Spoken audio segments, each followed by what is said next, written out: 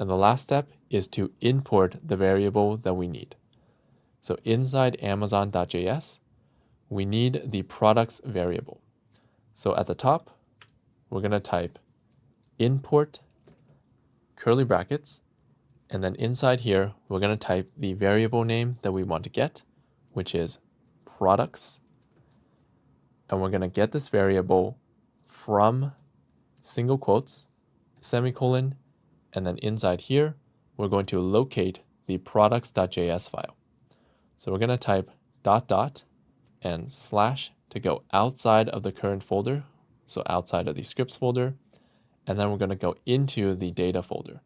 So we'll type data and a slash to go into the folder, and we're going to locate the file products.js and save. So now that we're importing this variable from this file, the rest of our code will work, and our website will start working again. So that's how we turn products.js into a module as well. So let's go into Git and take a look at our changes. So in amazon.html, we deleted the script tag, and then in products.js, we exported the variables that we wanted to get out, and then in amazon.js, we imported the variables that we need from the file. So let's type a message and save these changes into Git. Import products from products.js and commit. Let's close this, and let's open amazon.html. Now, the last thing is, you might be wondering, should we also delete this script tag that loads amazon.js? And the answer is no, because we still need one JavaScript file to load our code. So this file will import from all the other files that we created.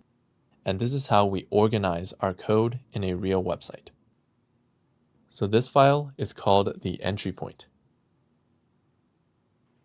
So now that we've seen some examples of modules, we're going to use modules to organize our code better. So let's go into amazon.js. And then we're going to scroll down to the code for the Add to Cart button. So inside this file, we're going to scroll down here, all the way down to this code here. So this is a code that we run when we click Add to Cart. And you'll notice that we're running a lot of code here when we click that button.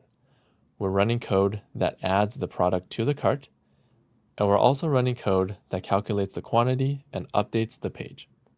So a best practice in programming is that when we have a lot of code here that does different things, it's better to split these up into smaller functions to make our code easier to read. So here, this part of the code takes the product ID and then adds it to the cart. So it makes sense to split this into its own function. So let's scroll up, and at the top here, let's create a function for this code. So we'll type function, and let's call it add to cart, brackets and curly brackets. And then we're just going to move all this code into the function. So we'll select this code, and then right-click, cut, and then inside this function, right-click and paste. And then down here, we're going to run this function inside here.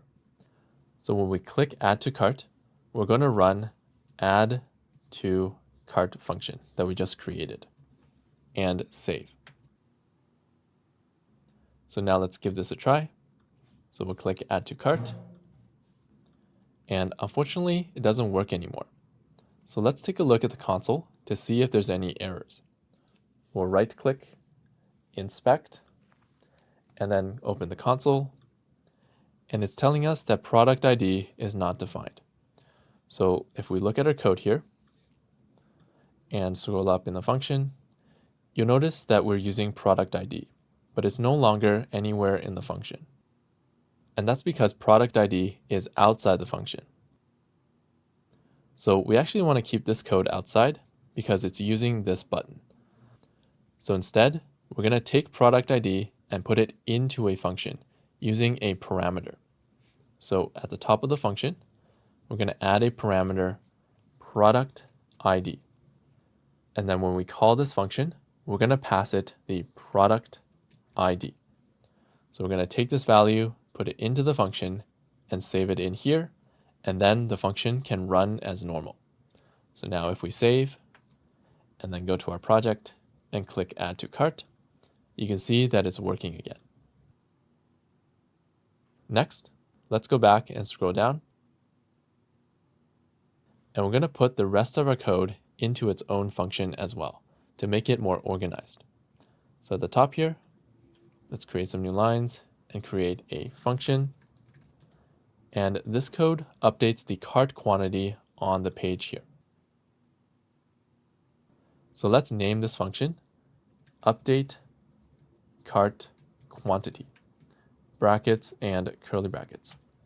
And we'll move this code into the function. So let's select this code and then right click, cut, and then in here, right click and paste. And then down here, we'll call the function using update cart quantity and brackets and save. So as you can see, by splitting up our code into smaller functions, it makes our code a lot easier to read. When we click Add to Cart, it's really easy to understand what's going on. First, we're going to add a product to our cart, and then we're going to update the cart quantity. So now let's save, and then go back to our project and try it out. And you can see that everything is working again. So we're going to do two more things to better organize our code. So let's go back to our code. And the first thing is we're going to scroll up to the Add to Cart function. And I made a small mistake in the previous lesson. I actually want to rename this parameter from item to cart item instead to make it a little more clear. So we're just going to rename this to cart item. And here as well, rename it to cart item and save. And we'll scroll down here and we're going to do the same thing for this parameter. So we'll rename it to cart item. And then here, cart item and save. And the last thing we'll do is let's scroll up to the add to cart function. So you'll notice that this code manages our cart. So it's actually a best practice to move this function into cart.js because cart.js contains all the code that's related to the cart. A best practice is to group related code together into its own file. So here, let's take the function add to cart. We'll select it and then right click, cut. And then inside cart.js, we're going to right click and paste. And just move that function into this file because this file contains all the code that's related to the cart. So now that this function is inside the file, we need to access it from amazon.js. And we can do that using modules, using the features export and import. So inside cart.js, in front of the function, we're going to export it so we can use it in other files. So let's save this file. And then inside amazon.js, we're going to scroll to the top. And you'll notice that we're already importing something from cart.js. So we actually don't need to write import again. Here, we can actually import multiple things from this file by typing comma and space, and then something else that we want to import. So in our case, we're going to import the function add to cart. So here, we'll type comma, add to cart. So now it will import both the cart and the add to cart function from this file. So imports can import multiple things from a file. Imports have another syntax, import star as. This imports everything from a file and groups it together inside this object. And then we can access each import as a property or a method. So lastly, I'm just going to scroll down to my code here, and I'm just going to remove this extra new line and save. Now you might be wondering if we should move update cart quantity into cart.js as well. So this function actually handles updating the web page rather than managing the cart. So we're going to keep this function inside this file for now. So now let's go into Git and save our changes. So we'll go here, and inside cart.js, we moved the add to cart function, and then we exported it. And then inside amazon.js, we imported the add to cart function. And then down here, we took the big block of code that we had before, and we separated it into two functions, add to cart and update cart quantity. And this made our code a lot easier to read. So now let's type a message describing our changes. Move add to cart into cart.js and commit.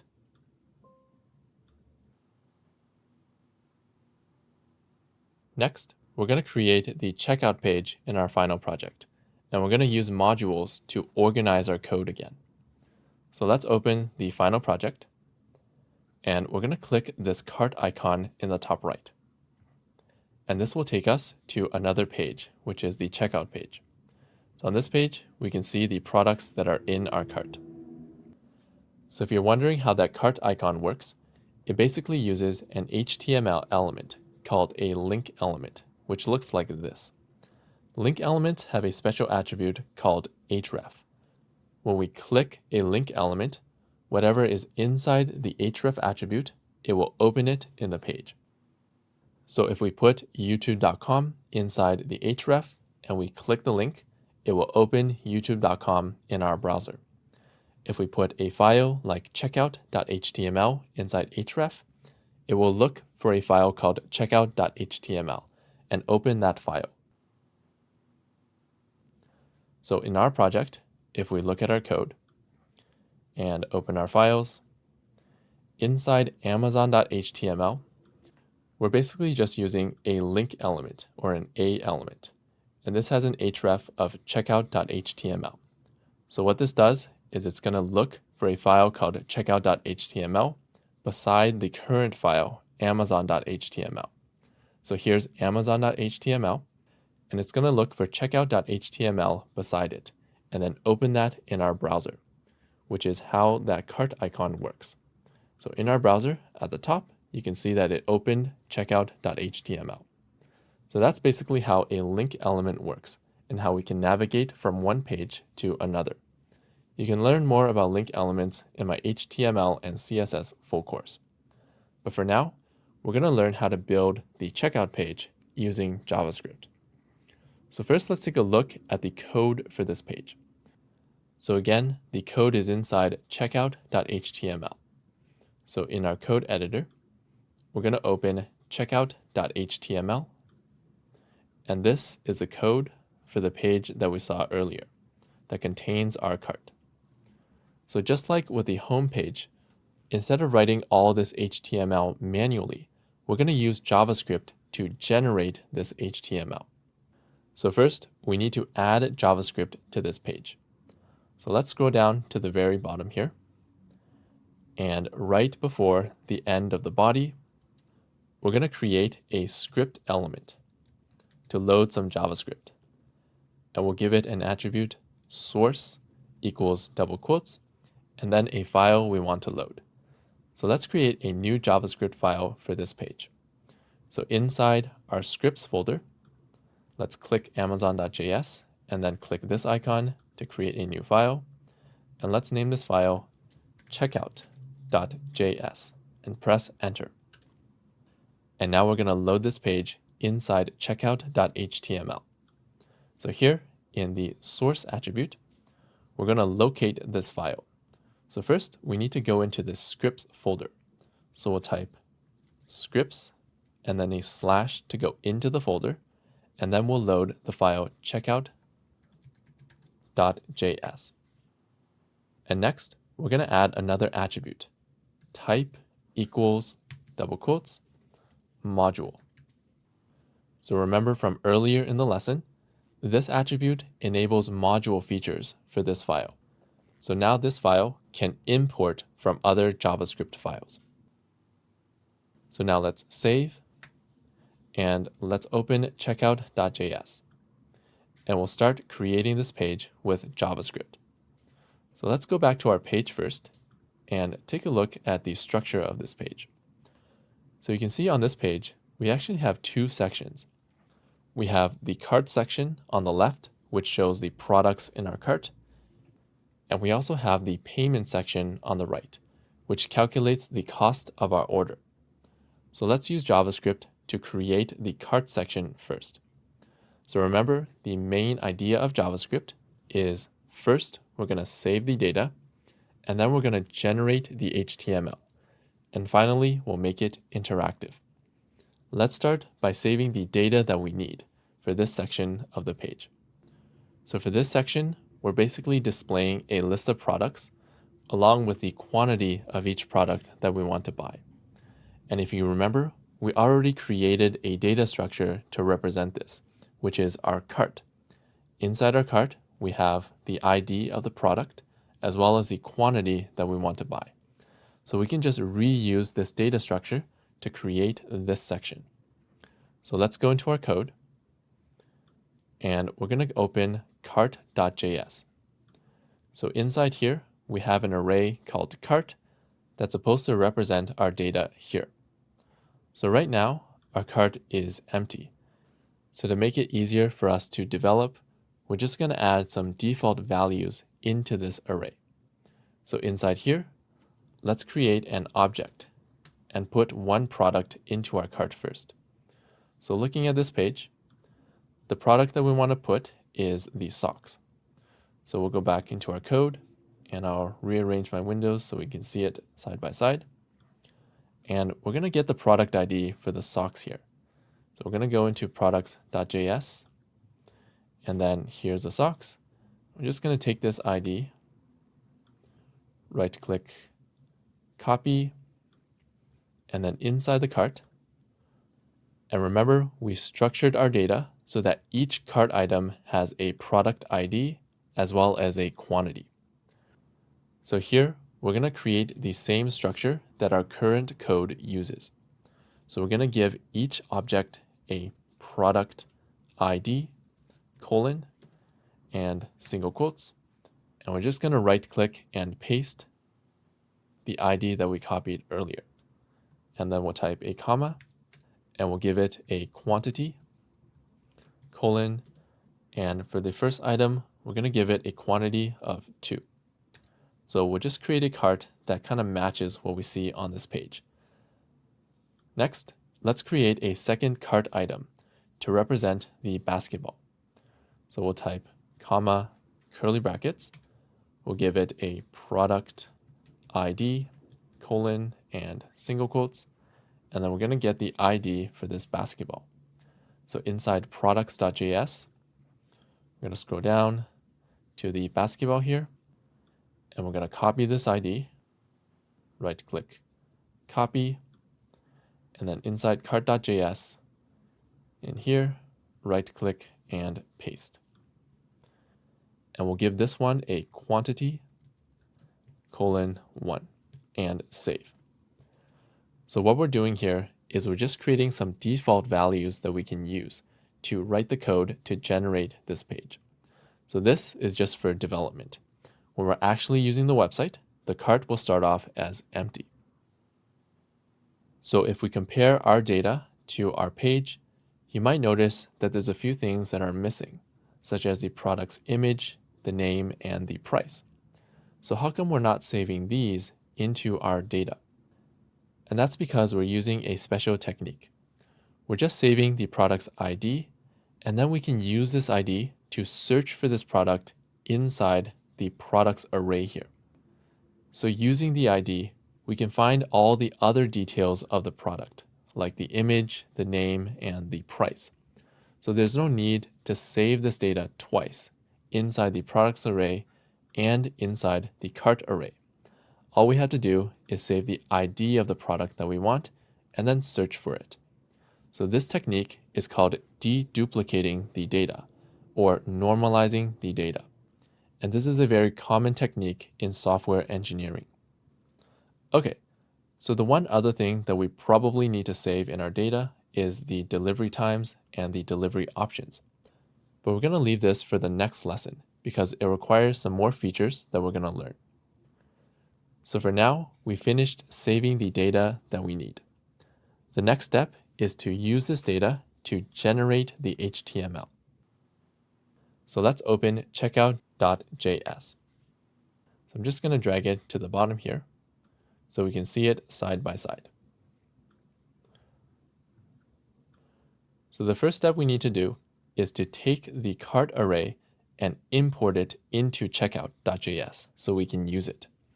So in here, let's import curly brackets, the cart array. And we're going to import it from single quotes and semicolon. And we're going to use a file path between the quotes to locate cart.js. So let's open our files again. And to get from here to here, we need to go out of the scripts folder. So to do that, we can type ... and then slash to go to the outer folder. And then we're going to go to the data folder. So we'll type data / to go into this folder, and we'll locate cart.js. So cart.js and save. And next, we're going to loop through this cart and generate the HTML, just like we did for the home page. So let's close this for now. And here, we're going to create a loop over the cart. So we'll type cart.for each brackets and a function. And then we'll give it a parameter. Let's call it cart item. And then for each cart item here, we're going to generate this HTML. So in here, let's create a template string for the HTML using backticks. And we'll create some new lines. And then here, we're going to copy and paste the HTML for one of these products. So first, let's find the HTML for one of these products. And to do that, we can right-click, inspect, and then click this top left icon. And then click the element we want to get the HTML for. So here's the HTML for one of these products. And we're going to search for this class cart item container in our code. So inside our code, let's open checkout.html. And we'll type Control F or Command F to search for code. And we'll search for the class cart-item-container, which is this code right here. So if we collapse it and collapse this, this is the code for these two products here. So we're going to take this HTML and we're going to move it into our JavaScript so we can generate it with JavaScript. So we'll right-click, copy, and then in here, right-click and paste. And if we need to fix the formatting, we can select all of these lines and then press Shift-Tab to remove some indents. And I'll add an indent here. Next, when we're generating this HTML, we want to replace this with the actual product's image and this with the actual product's name. So we're going to take this cart item and use it to get the data that we need. So let's open cart.js to see what each cart item looks like. So we have the product ID and the quantity. So first, we need to use this product ID to search for the product in order to get the other details like the image, the name, and the price. So to do that, let's get the product ID out of the cart item first. So we'll create a variable const product ID equals the cart item dot product ID. And now we need to use this to search for the full product. So the full product, if we open our files, is inside products.js, which is this array right here. So I'm just going to move this up here so we can see it side by side. So to search inside this array, we actually need to import products into checkout.js.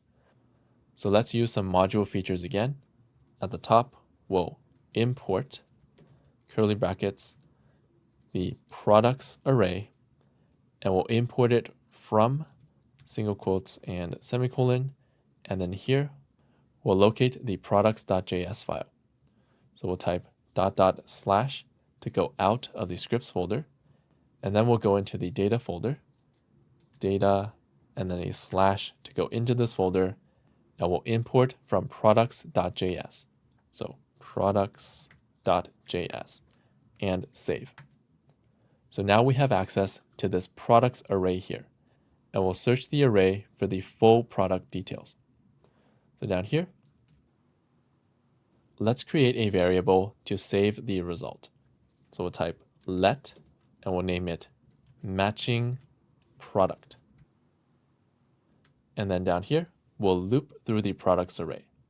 So we'll type products.for each brackets and a function, and then we'll give it a parameter, product.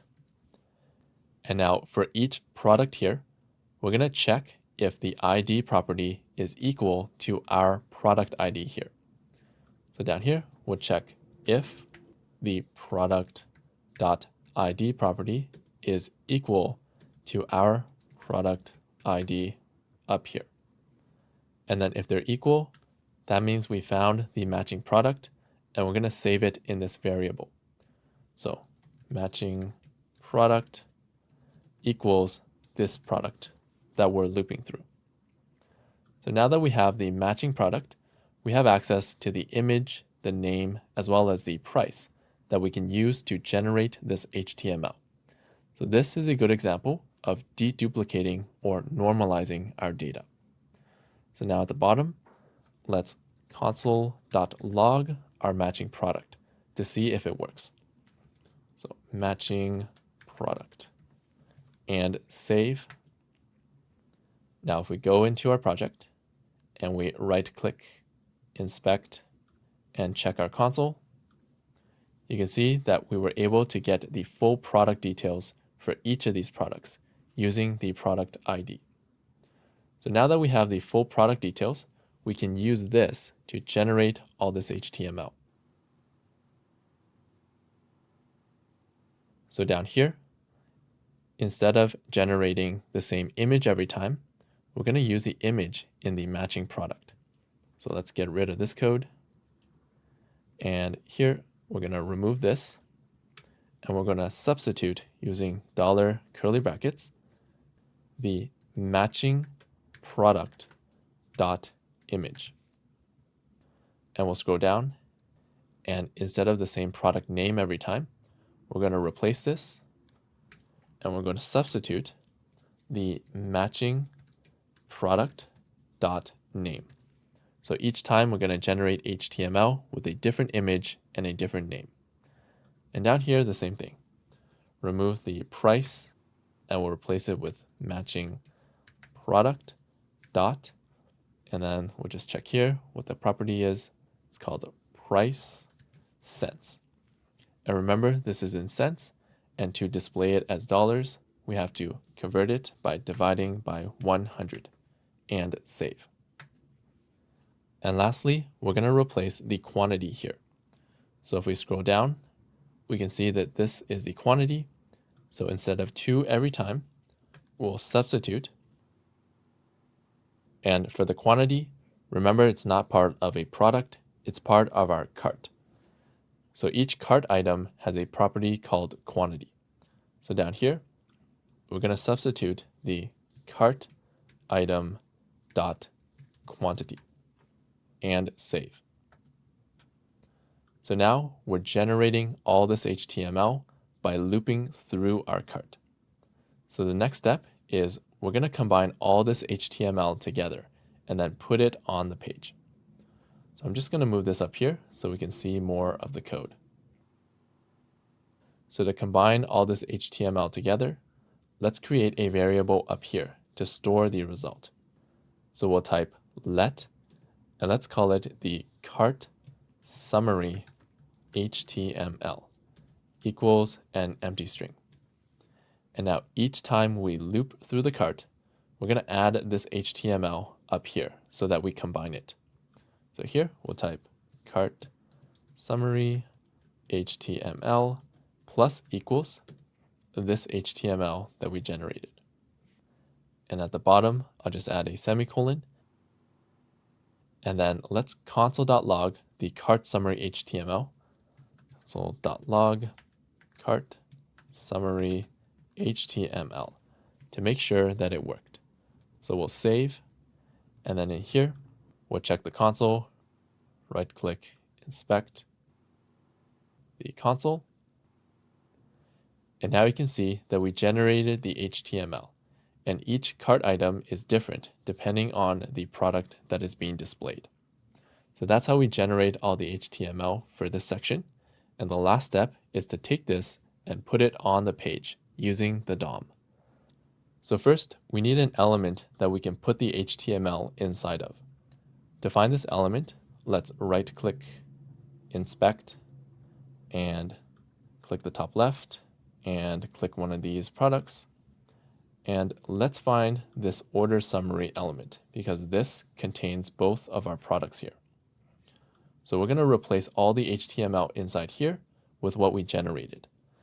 So let's search for the class order summary in our code. So we'll go back to our code, and let's open checkout.html.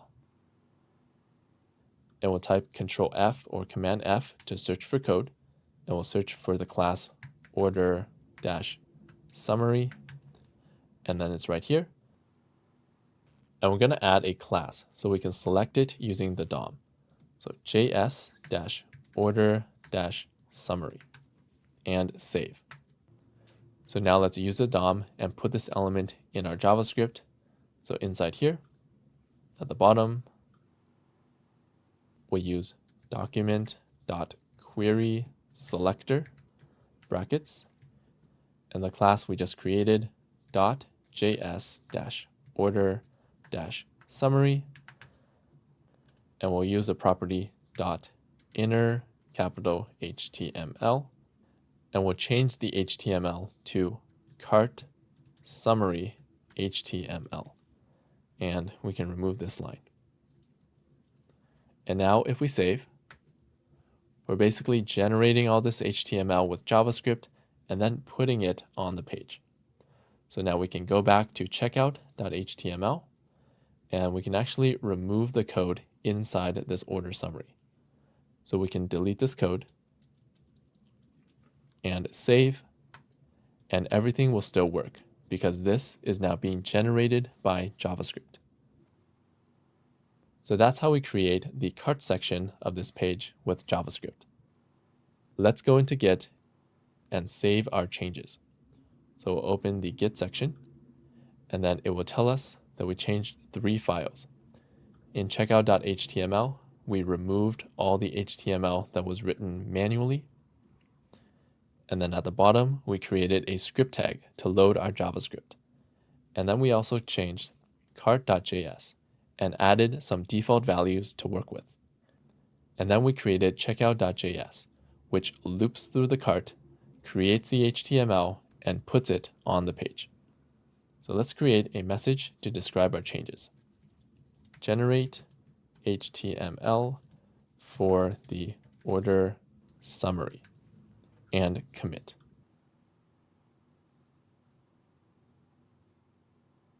Next, let's open our project again. And before we continue, we actually have 2 issues that we need to fix. The first issue is that the price is displaying as 1 decimal here instead of 2. And the second issue is that these delivery options are actually shared between the 2 products. For example, if I click this delivery option here, it will actually unselect for the second product. So they're sort of shared between the 2 products.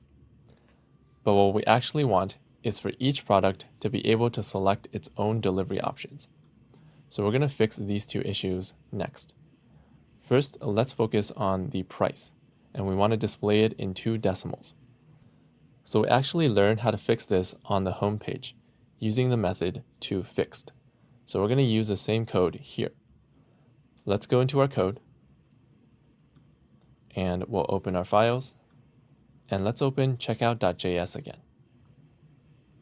So here, we're going to scroll down to where we display the price, which is here, price cents. And to show this in 2 decimal places, we're going to surround this with brackets to make sure we calculate it first, and then use the method .toFixed, brackets, and then 2 to show 2 decimal places. If we save and then open our project, now the price is displaying correctly. Before we move on, we're going to learn how to better organize this code. So if we go back, so notice that we're using this code inside the checkout page, as well as inside amazon.js, which is the home page.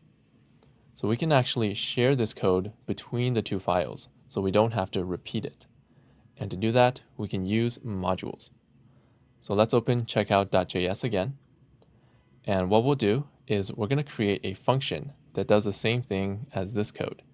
And then we can share this function between the 2 files.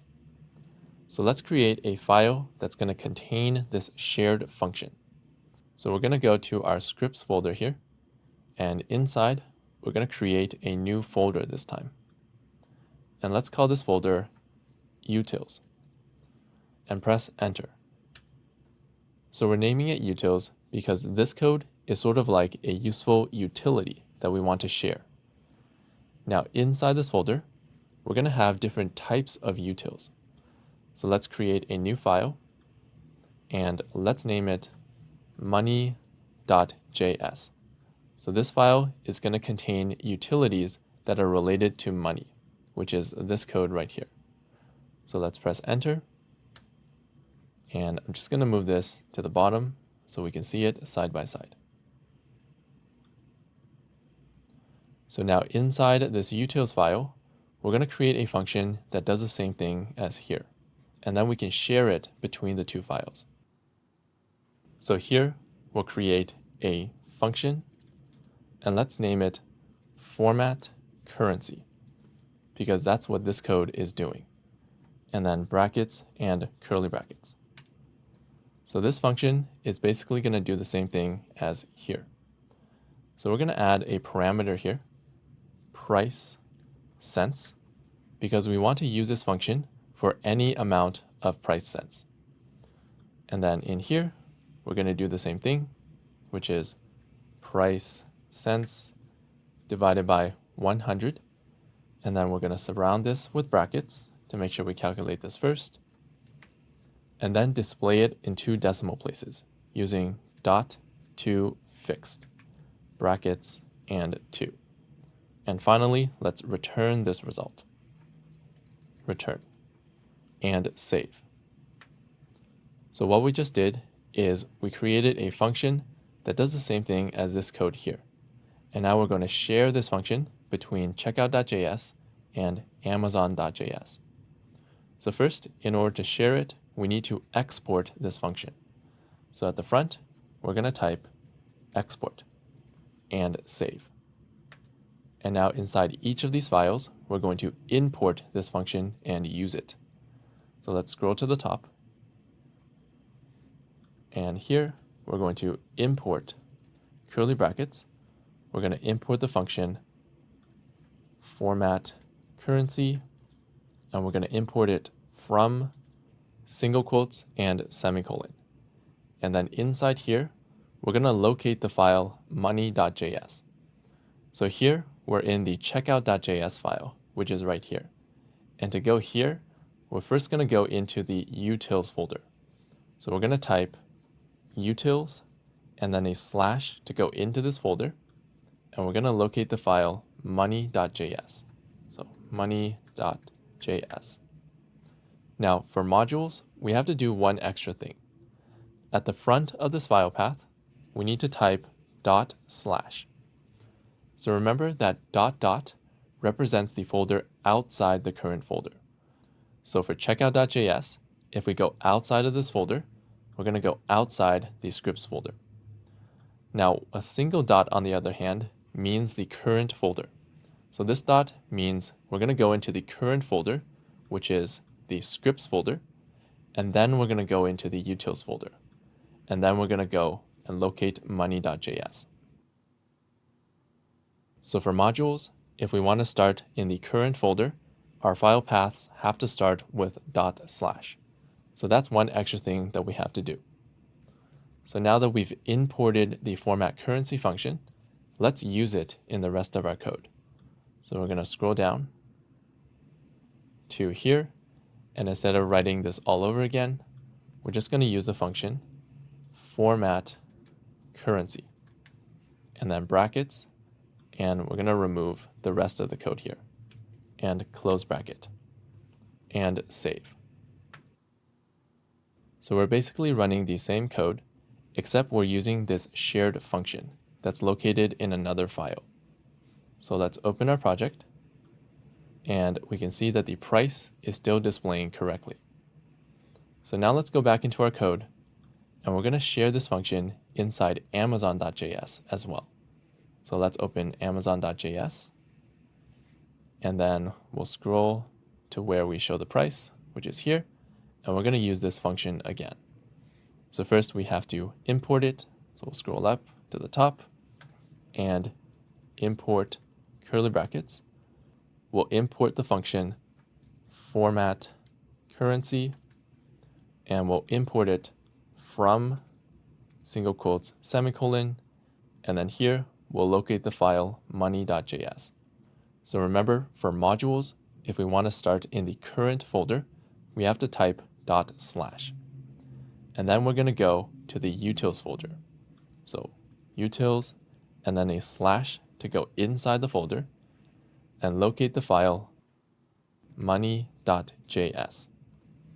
And now we're going to use this function. So let's scroll down,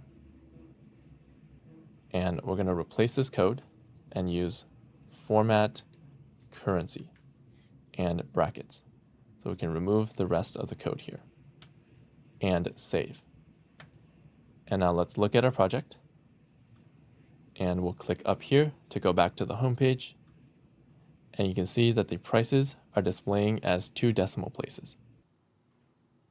And that's it. If we look at our code again, we're essentially taking this function and sharing it across 2 files using modules. So using modules, we can reuse a lot of our code and reduce repetition. Next, let's work on the second issue that we saw earlier. So we'll go back to our project and click the top right to go back to the checkout page. And then here, the delivery options are shared between the 2 products, but we want each product to choose its own delivery options. So to fix that, let's go back into our code, and just going to resize it here so we can see it side by side. And we'll open checkout.js again, and we can close this for now.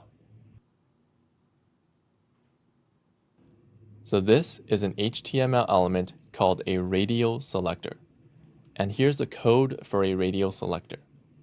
So the way that radial selectors work is that if a set of radial selectors have the same name, then we can only select one of them. So for example, if these 3 radial selectors have the same name attribute, then we can only select one of them. Now, if the 3 at the top have one name and the 3 at the bottom have a different name, then we can select one from the first 3 as well as one from the second 3.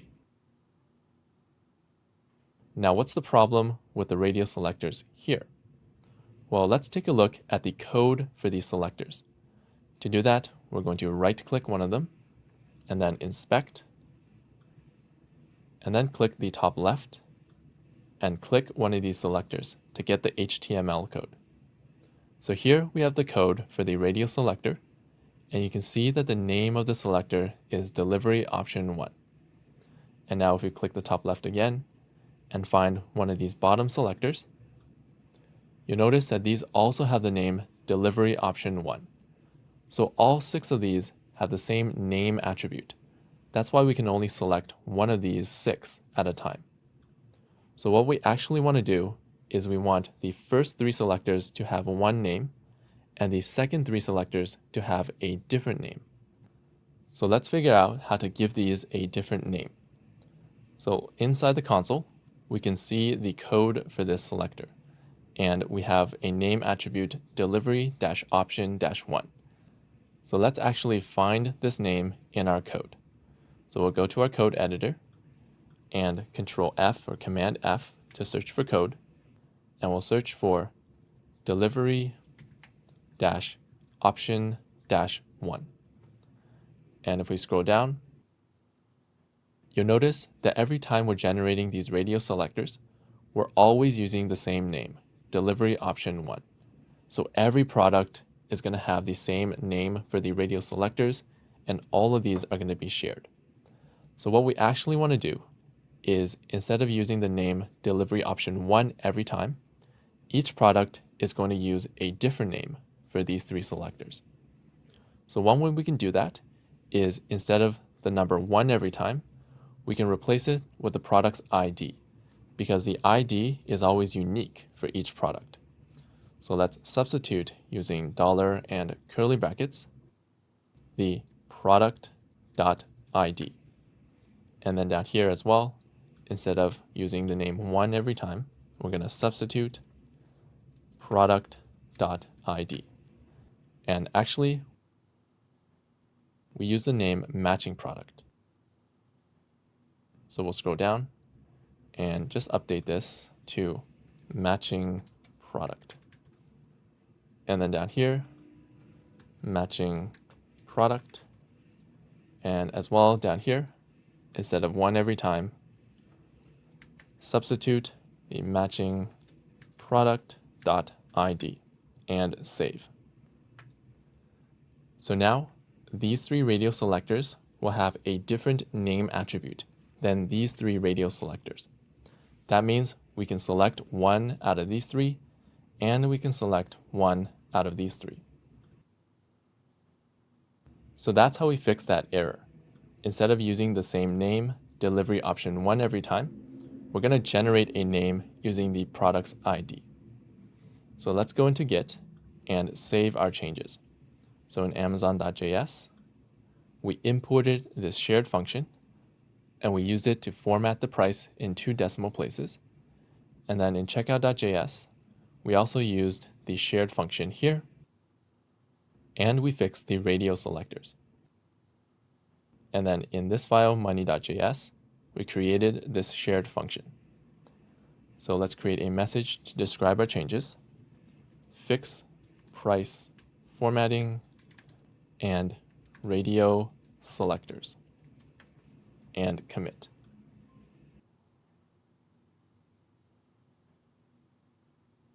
The last step in our process is to make it interactive.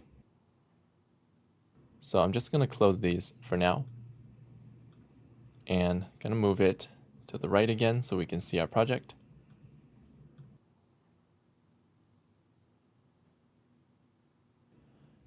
And for the order summary, there's a few things we can make interactive. For now, we're going to start with this delete link.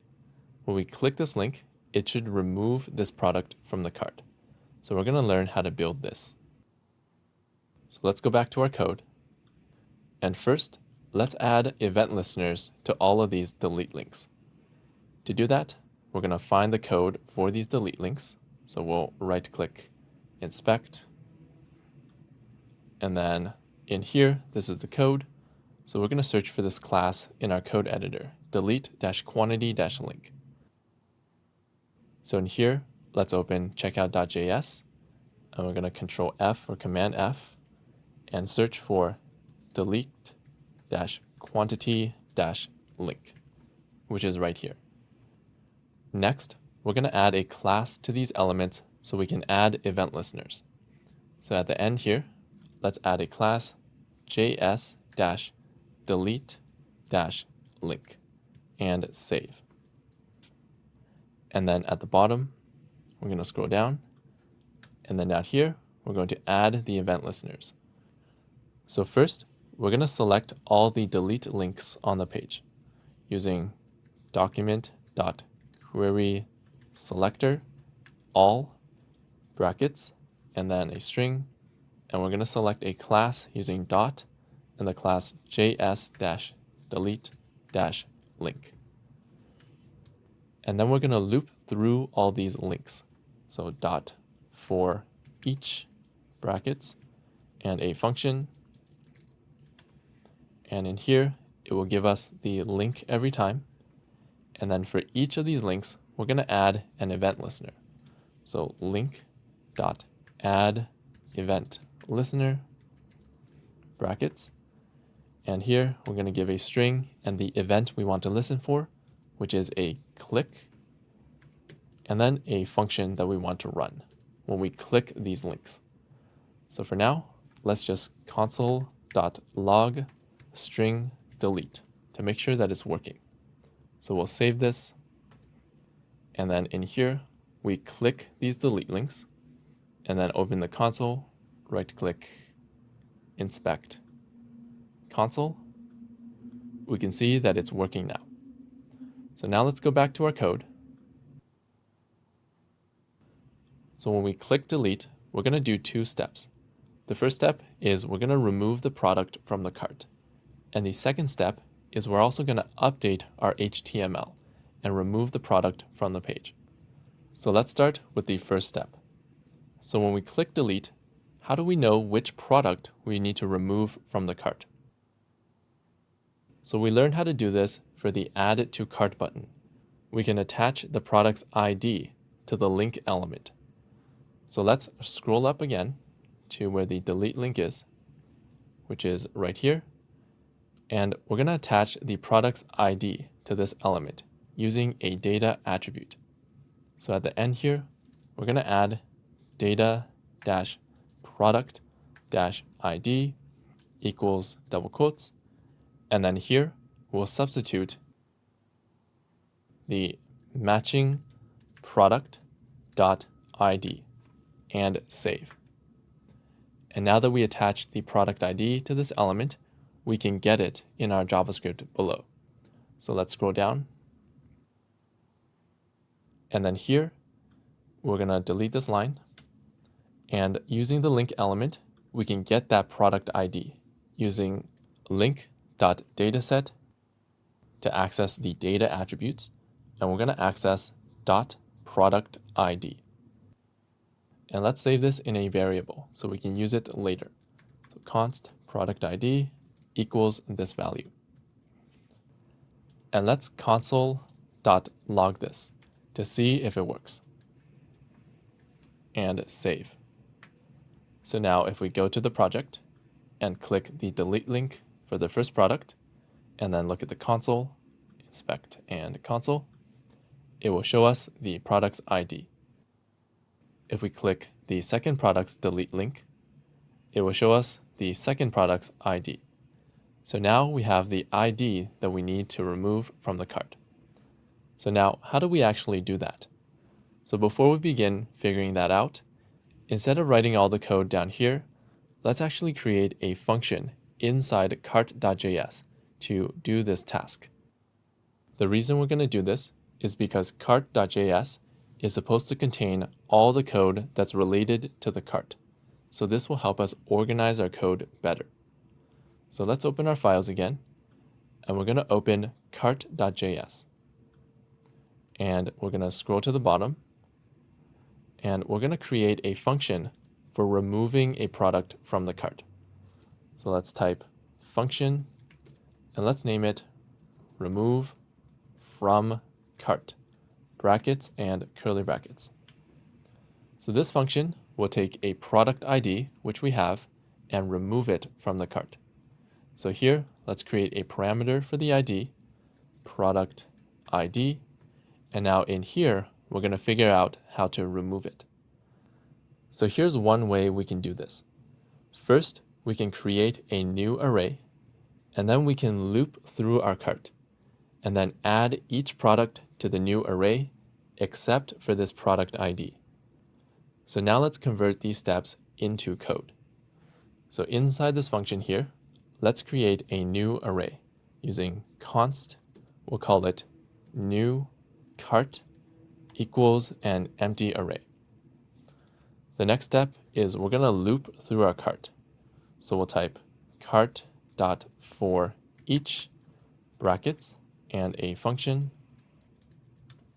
and we'll give it a parameter cart item. And the last step is that we're going to add each cart item to the new array, except if it has this product ID. So we can do that by checking if the cart item dot product ID is not equal to the product ID that we're looking for, product ID. So if it's not equal to the product we're trying to remove, we're going to add it to the new cart. So new cart dot push cart item.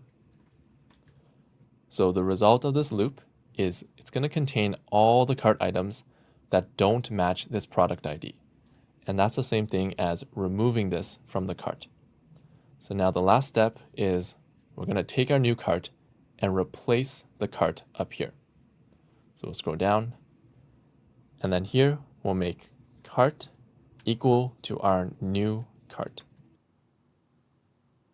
Because we're reassigning this variable, we have to scroll up and change it from const to let and save. So now that we created this function, let's use it in our checkout page. First, we're going to use the modules feature and export this function and save. And then inside checkout.js, we're going to import this function. So I'm just going to move this down to the bottom so we can see it side by side. So here. So in checkout.js, we're going to scroll up, and we're already importing from cart.js. So we're just going to import one additional thing by typing comma, and we're going to import this function, remove from cart, and save. And then we're going to use this function at the bottom. So we'll scroll down, and then here, we're going to remove from cart brackets, and we're going to give it the product ID we want to remove. So product ID. And lastly, let's just console.log the cart to make sure that this works. So console.log the cart and save. So now let's go into our project, and we're going to click this delete link for the first product. So delete, and let's open the console. Right-click, inspect the console, and now it's going to show us that we have one product remaining in the cart. And this product has a quantity of 1, which is the second product here. So by clicking that delete link, we successfully removed this product from the cart. So now if we refresh and tried clicking the second delete link and look at the console and then expand the cart, it will tell us that the remaining product has a quantity of 2, which is this product. So we successfully removed the second product from the cart when we clicked delete. So now let's go into Git and look at our changes. So we'll go into this section. Well, I can close this for now, and we'll open Git, and it will tell us that in cart.js, we changed it to let, and we created this new remove from cart function. And then in checkout.js, we import that function, and then at the bottom, when we click the delete link, we're going to remove this product from the cart. Now, finally, we can remove this console.log, save, and we're going to put these changes into Git. So we'll type a message to describe our changes, delete products from cart when clicking delete, and commit. The second thing we have to do when we click delete is to update our HTML. So if we go back to our project, when we click delete, we want to remove this product from the page. So one way we can do this is first, we're going to use the DOM to get the element we want to remove. And then we can use a method called .remove. So every element that we get from the DOM has a method called .remove, which removes it from the page. So first of all, how do we know which element to get from the page? So let's actually look at the HTML for one of these products. We're going to right-click, inspect, and then click the top left, and then click one of these products here. And this will give us the HTML. So these two products are represented by these two divs here, with the class cart-item-container. So one way to identify which product this is for is to add a special class to this element, and this class will contain the product ID. And then if we go back to our code and we open checkout.js and scroll to the bottom, when we click delete, we have the product ID here. So we can use this to select that special class that we're going to add. So first, let's add that special class to each of these elements. So we're going to scroll up to the HTML, and we're going to go to the top here to the div cart-item-container. And then here we'll add a special class js-cart-item-container dash, and then we'll substitute the product's ID. So we'll type the matching product.id. And let's put this class on a separate line, so the line is not too long. Now let's save. And now we're going to scroll to the bottom and use our code to get this class. So we'll scroll to the bottom. And here we're going to use the DOM as well as this product ID to get that special class that we just added above. So here we can type document.querySelector brackets, and then inside we'll type a string, and we'll select the class using a .js-cart-item-container dash, and then we're going to substitute the product ID. So because we want to insert something in here, we're going to switch this to a template string using backticks. And now we can substitute this product ID into this string. Product ID. So by creating the string like this, we're able to select the specific container that we need. So now let's save this in a variable so we can use it later. So const container equals this result. So for now, let's actually console.log this to see if it works. Console.log container and save. And then we'll go back to our project. So just move this here. And then in our project, if we click delete on the first product and then check the console, right click, inspect, and the console, you can see that we're getting the correct element that we should delete. If we go down here and click this delete link and check the console, you can see that this is also getting us the correct element that we want to delete.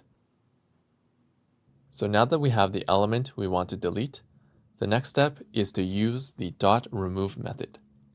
So again, every element we get with the DOM has a method called .remove, which will remove it from the page.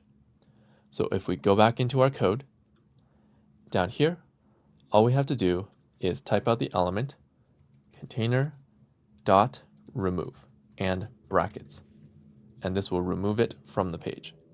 If we save and try it out, so we'll go in here, we'll click delete on the first product, and it will remove it from the page. If we click delete on the second product, it will also remove it from the page.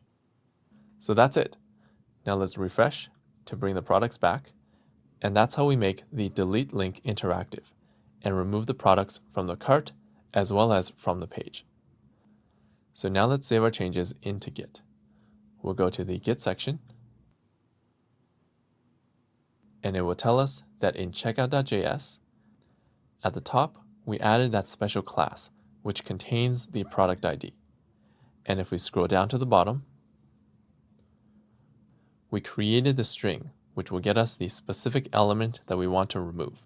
And then we use the .remove method. So now let's create a message to describe our changes. Delete products from HTML when clicking delete and commit.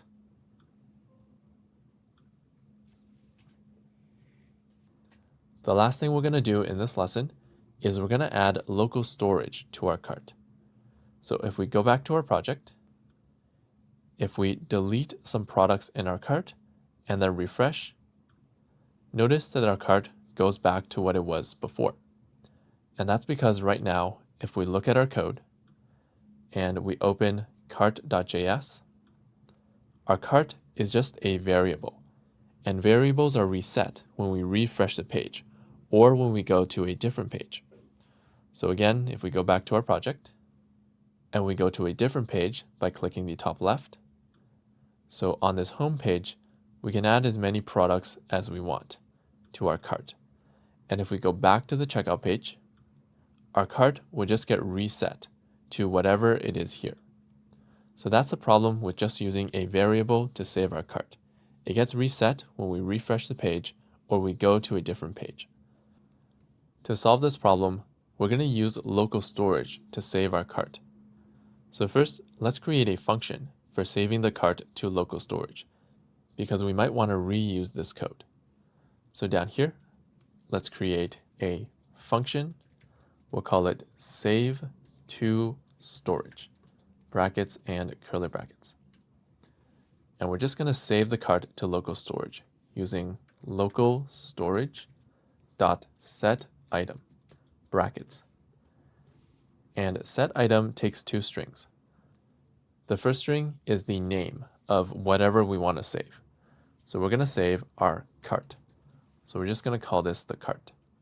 And then the second string is the data that we want to save. So remember that local storage can only save strings. So to save our cart, we need to convert it into a string first. And we can do that using json.stringify, brackets, and then inside we're going to give it the cart. So this will convert the cart into a string, and now we can save it in local storage. So now let's use this function. Whenever we update the cart, we need to save it to local storage so it doesn't get reset when we refresh the page. So here, when we add it to the cart, at the bottom, after we update the cart, we're going to use that function we created above. Save to storage and brackets. And also in the function remove from cart. So this function is also updating the cart. So after we update the cart, we're also going to save to storage and brackets and save. So now whenever we update the cart, we're going to save it in local storage. The last thing we need to do is at the top, at the beginning of our code, we need to get the cart from local storage instead of using this default value. So let's add some new lines here to separate the code for a bit. And here, we're going to get the cart from local storage. And we can do that using local storage dot get item and brackets. So get item takes one string, and that is the name of what we saved earlier, which is the cart. So we're going to give it the string cart. So this will give us the cart that we saved. However, remember that local storage can only save strings. So it will give us the string version of our cart, and we need to convert it back into an array. To convert it back to an array, we can use the code json.parse and brackets and close bracket. The last thing we need to do is when we first use the website, we might not have a cart in local storage. So if we don't have a cart saved, local storage will give us null. So in this situation, if this value is null, we want to give the cart a default value, which is this value below. So to give the cart a default value if it's empty, we can use an if statement by typing if, brackets and curly brackets, and in here, we can check if not cart. So if we don't have a cart in local storage, this will give us null. In this case, not null will become truthy, and we're going to run the code in this if statement. So if the cart is empty, we're going to make the cart equal this default value below. So let's just select this code and we'll right click, cut, and then in here, right click and paste. And remove the extra line and save. So now if the cart is empty, we'll just give it a default value. If we go back to our project and try out our code, so let's delete the first product and refresh the page, notice that the cart gets saved and the first product remains deleted. If we go to the home page and we add some new products and then go to our cart, notice that our cart is saved between pages. So by using local storage, we can save our cart even when we refresh the page or go between different pages. So that's all we're going to build in this lesson.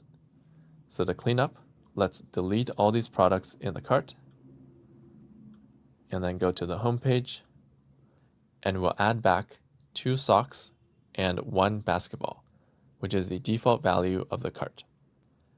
Let's go back to the checkout page, and now we're done with this part of the page. So finally, let's save our changes into Git. We'll go to the Git section, and it will tell us that inside cart.js, we're now loading the cart from local storage when we open the page. If the cart doesn't exist, we're going to give it a default value, and we created a function to save the cart into local storage. So now let's add a message to describe our changes. Save cart in local storage and commit. And that's the end of this lesson. In this lesson, we learned about modules, which is a better way to organize our code. We created the checkout page in our final project. We learned about HTML link elements and radial selectors. We made the delete link interactive, and we saved the cart in local storage. Here are some exercises to help you practice what we learned in this lesson.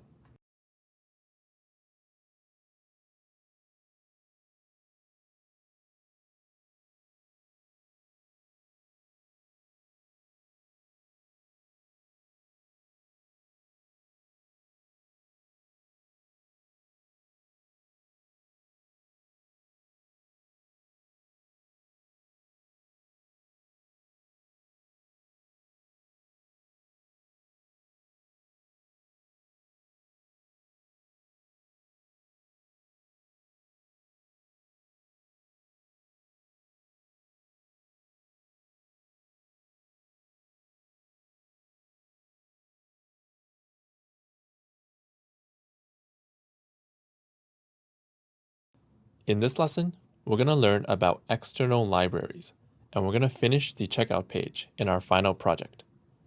An external library is basically just code that is outside of our project. So far, we've only been using code that is inside our project, like these files. Well, a lot of developers write JavaScript code and then put their code on the internet, and we can actually load their code from the internet into our project and use it. We call this code an external library because it's code that is outside of our project. Let's do an example and load our first external library. We're going to go to the video description and we're going to click this link.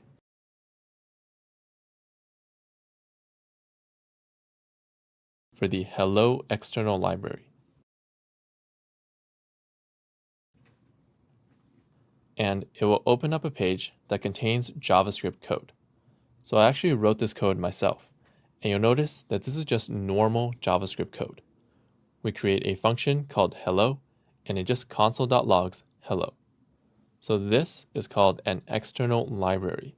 It's code that is outside of our project. So the cool thing is, we can actually load this code from the internet into our project. So let's give that a try.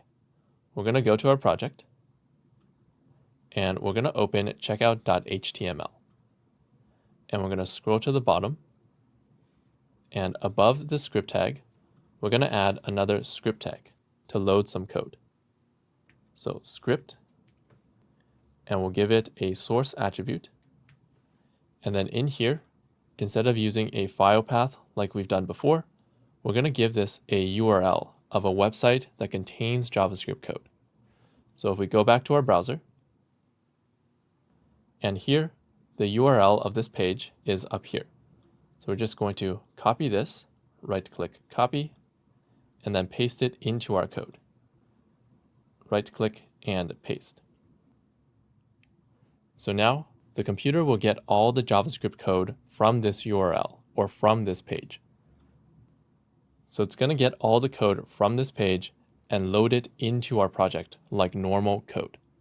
So let's save, and let's give this a try. So this code creates a function called hello. So let's try running this hello function in our project.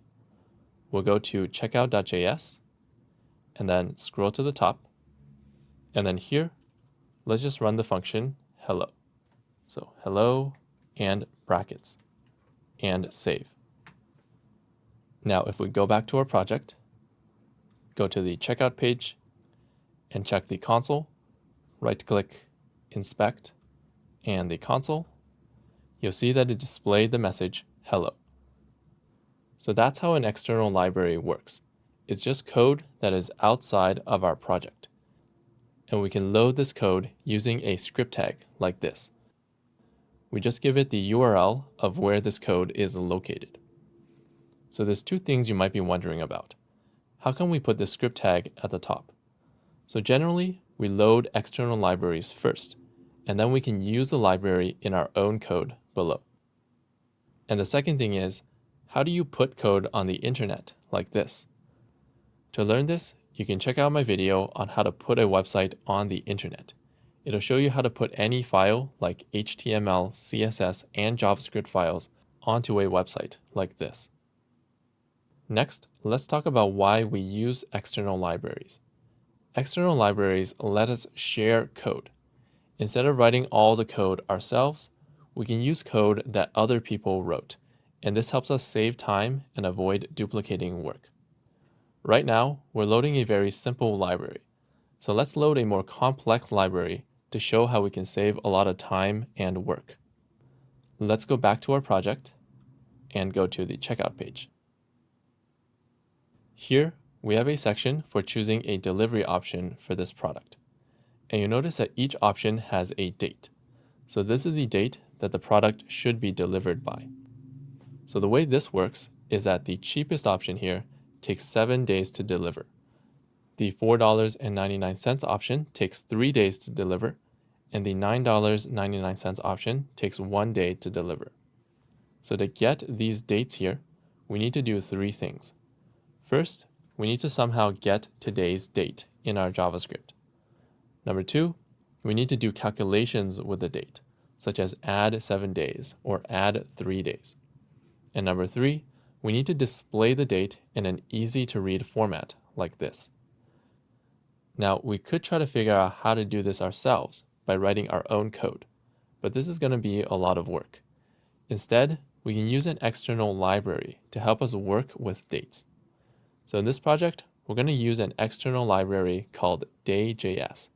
This is a popular library that helps us work with dates. So first, let's load day.js into our project. We're going to go to the video description, and we'll click this link.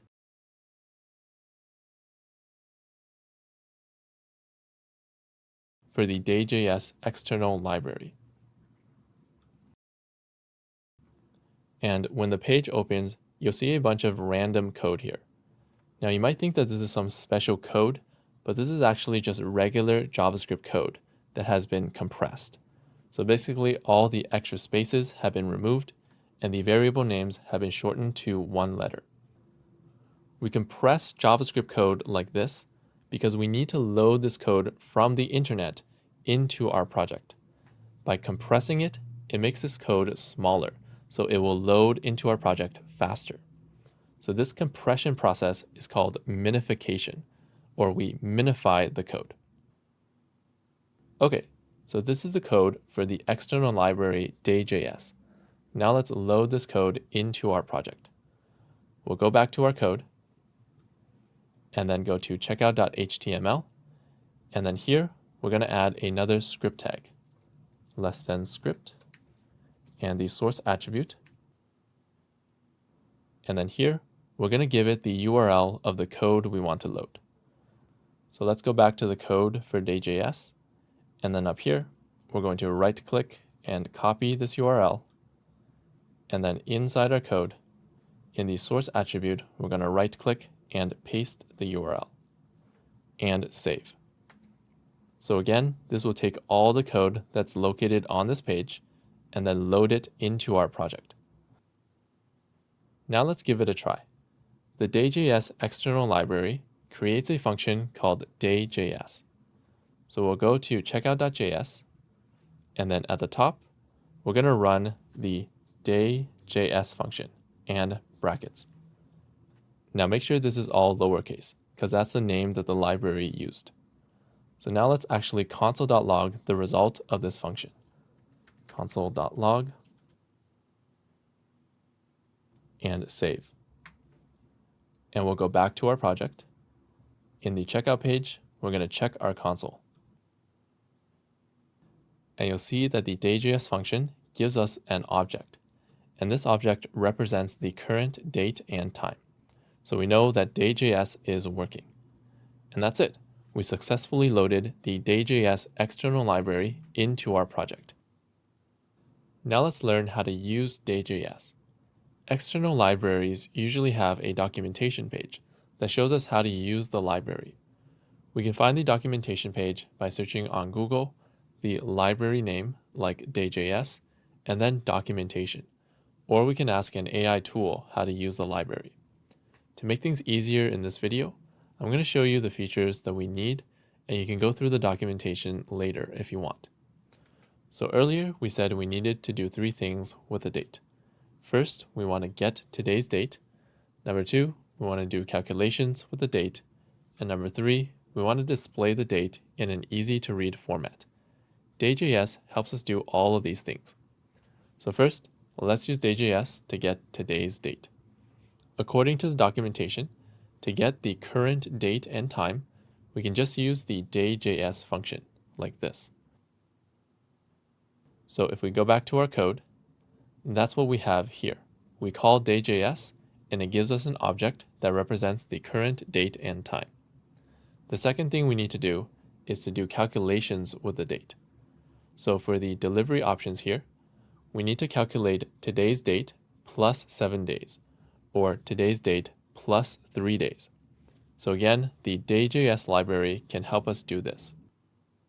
So let's go back to our console and look at the object that we get back from day.js. So this object represents today's date and time. And this object also has a method called add, which adds a certain amount of time to this date. So this is what we need for the project to calculate these dates here. Let's go to our code. And first, let's save this result in a variable. So we're going to remove this and create a variable const today equals day.js. And then down here, we're going to use the add method. So we'll type today.add and brackets. Now the add method takes 2 parameters. The first one is the number of time that we want to add. So if we want to add 7 days, we're going to type 7. And then the second parameter is the length of time that we want to add. So if we want to add 7 days, we're going to give it a string days. So this will add 7 days to today's date. So let's save this result in a variable. Const delivery date equals this result, and we'll console.log it to make sure it's working correctly. Console.log the delivery date and save. Now if we go back to our project and open the console, it will give us an object that represents 7 days after today, or 7 days after when you're watching this video. So that's how we use day.js to do calculations with the date. It gives us methods like add to add a certain amount of time to the date. Finally, we're going to use day.js to display this date in an easy-to-read format like this. So according to the documentation, this date object has another method called .format, which will display the date in an easy-to-read format. So let's go back to our code, and we'll remove the console.log, and we'll type delivery date dot format. And then inside these brackets, we're going to give this method a string. So this string tells Day.js what kind of format we want for the date. So in the documentation, it has a table showing us some special characters we can put into this string. For example, if we want to show the day of the week, like Monday or Tuesday, we can type 4 Ds into the string. And this will give us a string where this text is replaced by the actual day of the week. If we want to add a comma and a space to this format, we can just add a comma and space, and this will show up directly in the result. Now let's say that after this, we want to show the month. According to the documentation, to show the month, we can type 4 capital M's. And it will replace this with the month. And finally, we'll type a space. And according to the documentation, if we want to insert the day of the month into the string, we can type a capital D. So this method takes this date and converts it into a string with this format. So now let's console.log this to see what it looks like.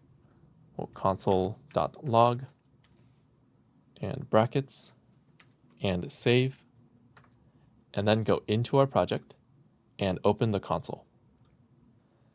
And now you should see the date 7 days after today, but displayed in an easy-to-read format. So that's how we use the Day.js external library to help us work with dates. And as you can see, it saves us a lot of time and work. We don't have to figure out how to work with dates ourselves. We can just use someone else's code to solve this problem. So a best practice in programming is when we need to do something complicated, try to find an external library first before writing the code ourselves. To find external libraries, we can search in Google, JavaScript, and then what kind of library we're looking for, like date library. We can also use an AI tool to help us find external libraries. Next, we're going to learn how to use external libraries and JavaScript modules together. Right now, if we look at our code and go to checkout.html, we're loading these libraries using script tags. The problem with script tags is that it runs this code directly on the page, and this might cause naming conflicts.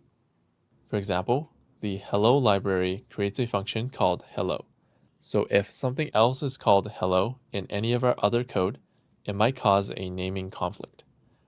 A better way to load external libraries is to use JavaScript modules, because a module will contain this code inside a file, and any variables that are created inside the file will not conflict with anything outside of the file. To use external libraries and JavaScript modules together, we're going to use a special version of the library called an ESM version. ESM stands for ECMAScript modules. ECMAScript is just another name for JavaScript. So the ESM version of a library is just a version that works with JavaScript modules. So let's do an example. We're going to go to the video description, and we're going to open the ESM version of hello.js.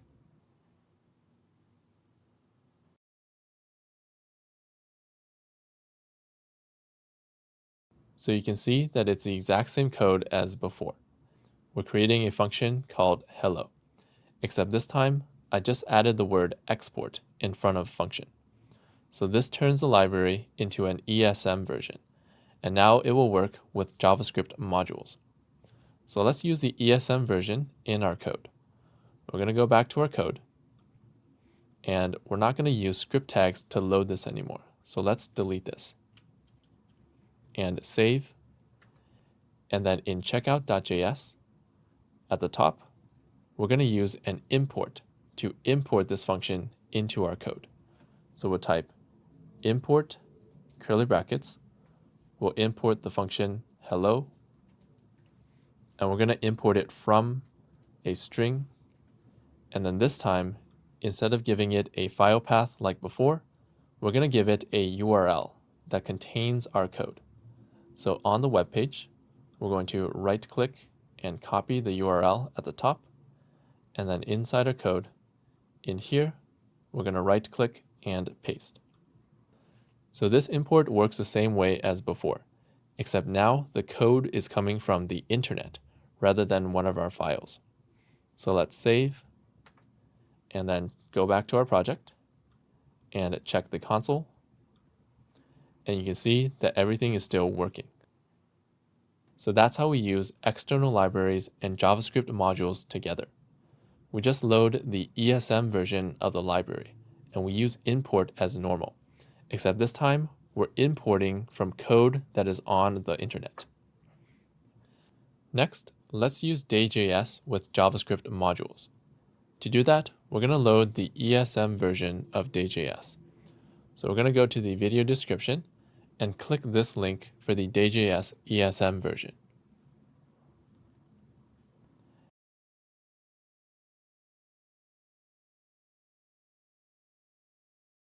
And now we're going to load this code into our project. So let's go back into our code. And first, let's open checkout.html. And we're going to remove the script tag because we're going to load this with JavaScript modules. So let's save and then go into checkout.js. And then at the top, we're going to import from the day.js ESM version. So we'll import, and we're going to use a slightly different syntax.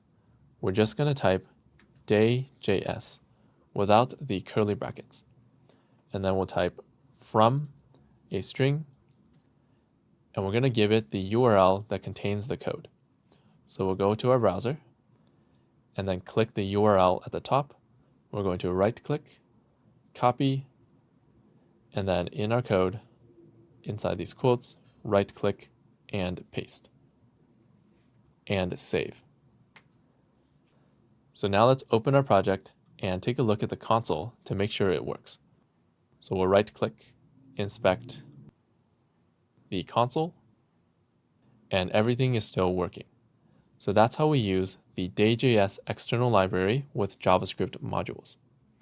So before we continue, we're going to learn about this new syntax that we used here. So this syntax is called a default export. A default export is another way of exporting something from a file. We can use it when we only want to export one thing from a file. And it makes the syntax a little bit cleaner because we don't have to type the curly brackets. So let's do an example of a default export to see how it works. We're going to open the utils folder and open money.js. And at the bottom, we're going to create a default export by typing export default, and then whatever we want to export. So let's say we want to export this function here.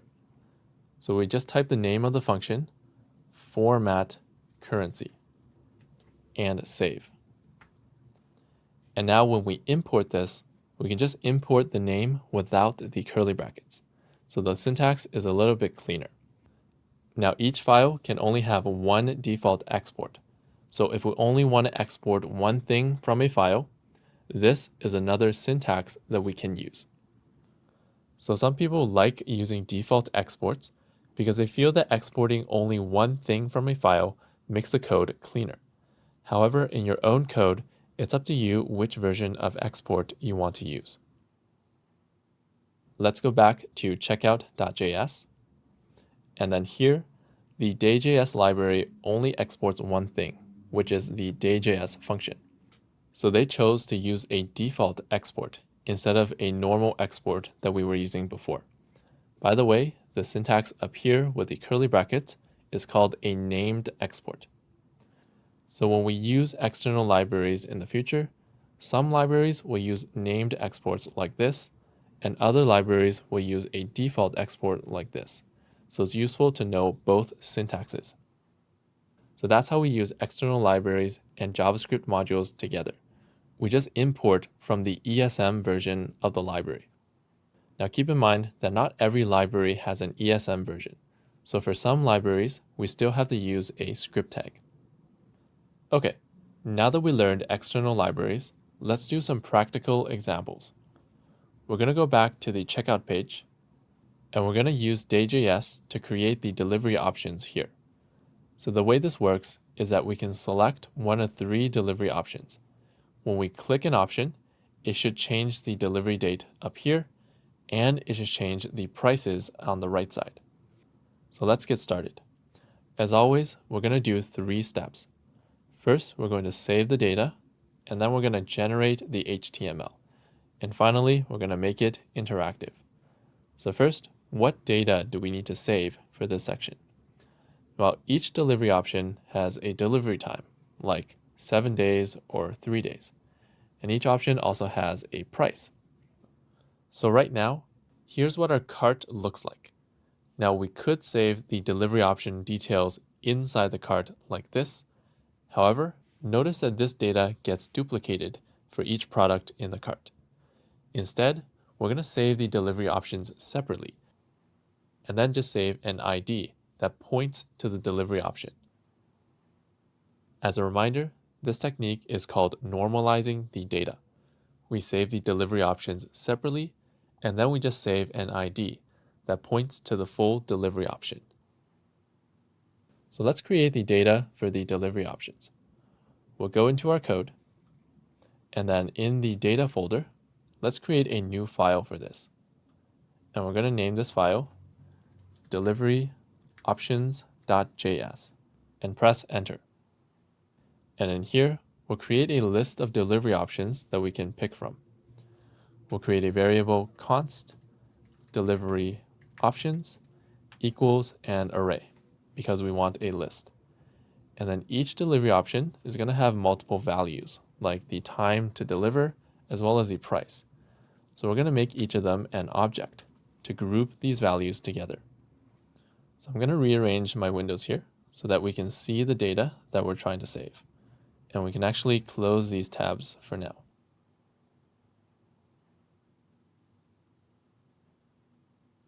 So here, let's save the data for the first delivery option. First, let's give it an ID property, because as we mentioned, we're going to save the ID in the cart, and then we're going to use that ID to get the full delivery option here. So to keep things simple, let's just give it a string and an ID of 1. And then we're going to give it another property, and we're going to save the delivery time. So for the first option, it's going to take 7 days to deliver. So let's create a property, delivery days, colon, 7, and comma, and we're also going to save the price. So this one is free, so we're going to save the price, cents, and 0. Remember that a best practice when calculating money is to save it in cents. And next, let's save the data for the second delivery option here. We'll type a comma and another object, and let's give it an ID of 2 this time.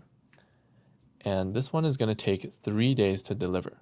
So we'll type delivery days, colon 3, and we'll give it a price, cents, and this one is $4.99, so $4.99. And then finally, we're going to save the data for the third delivery option, comma, another object, ID of 3, and this one is going to take 1 day to deliver. So we'll type delivery days, colon 1, comma, and the price cents is $9.99. So price cents, $9.99, and save. So now that we've created our delivery options, for each product in the cart, we're going to save the ID of the delivery option that's selected. So for example, here we selected the first option. We're going to save an ID of 1 in our cart. So let's go back into our code, and we're going to open the cart. So here in the default cart, we're going to save the delivery option ID, colon, And let's say that the first product selected the first delivery option. So we're going to save the ID 1. And then for the second product, we're also going to save a delivery option ID, colon. And then let's say that for the second product, we chose the second delivery option here. So here, we're going to give it an ID of 2. Next, when we add a product to the cart, we also need to give it a delivery option ID. So if we scroll down to the add to cart function, here we're adding a product to the cart. So when we add a new product, we also want to give it a delivery option ID. So we'll type delivery option ID, colon, and for new products, let's give it a default delivery option of 1. So for new products, they'll select the first one.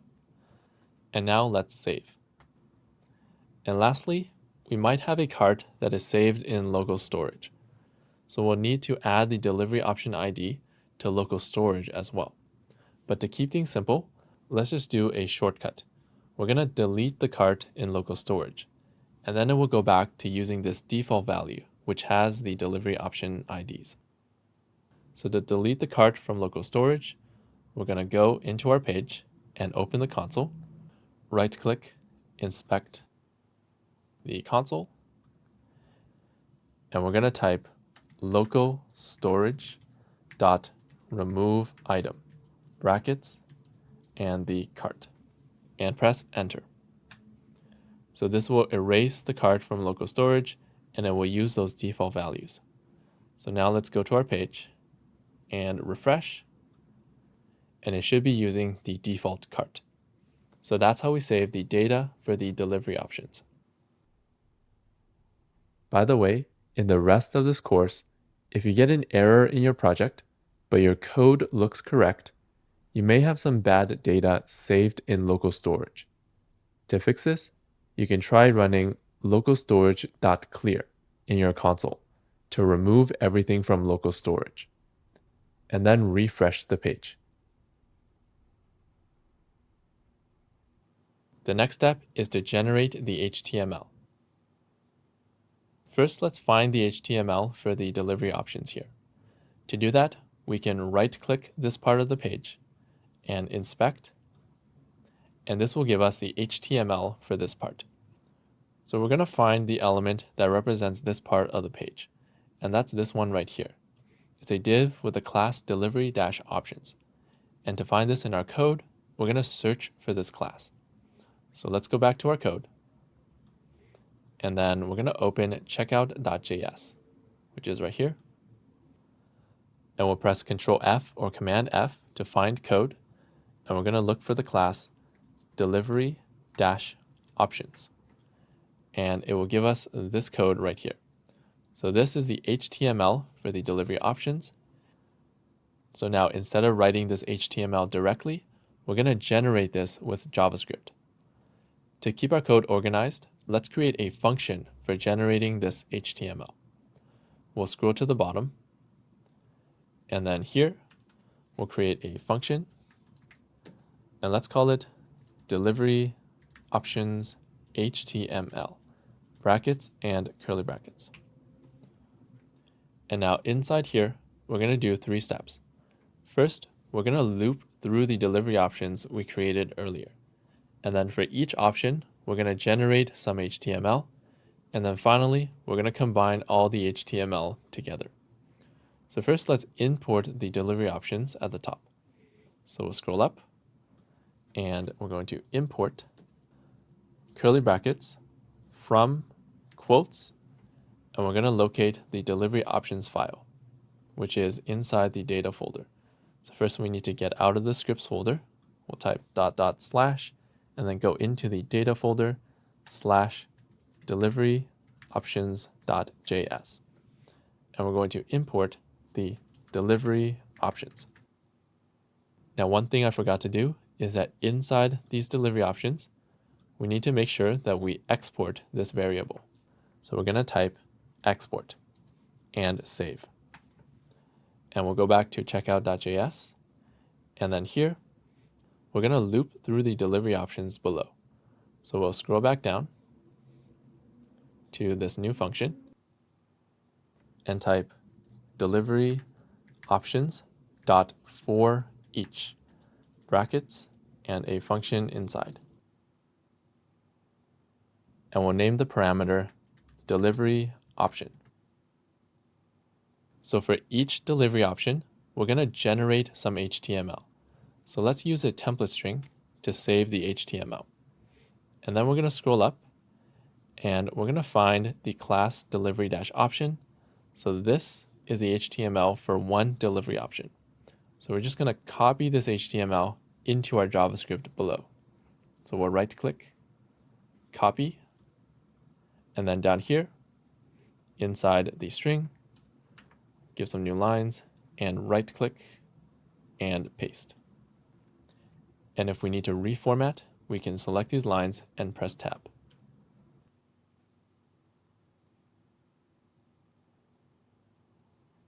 Okay, now when we're generating the HTML, instead of using the same date every time, we're going to calculate the date using day.js and then insert it into here. To calculate the date, we're going to get today's date first using day.js. So up here, let's create a variable const today equals, and according to the documentation, to get today's date, we can just call the day.js function. So we'll type day.js and brackets. Next, each delivery option takes a certain amount of days to deliver. So we need to add that to today's date. To do that, we have a method called .add. So below this, let's create a variable to save the result. Const delivery date equals today dot add brackets, and we're going to give it two parameters. The first parameter is how many days we want to add, and this is saved in the delivery option.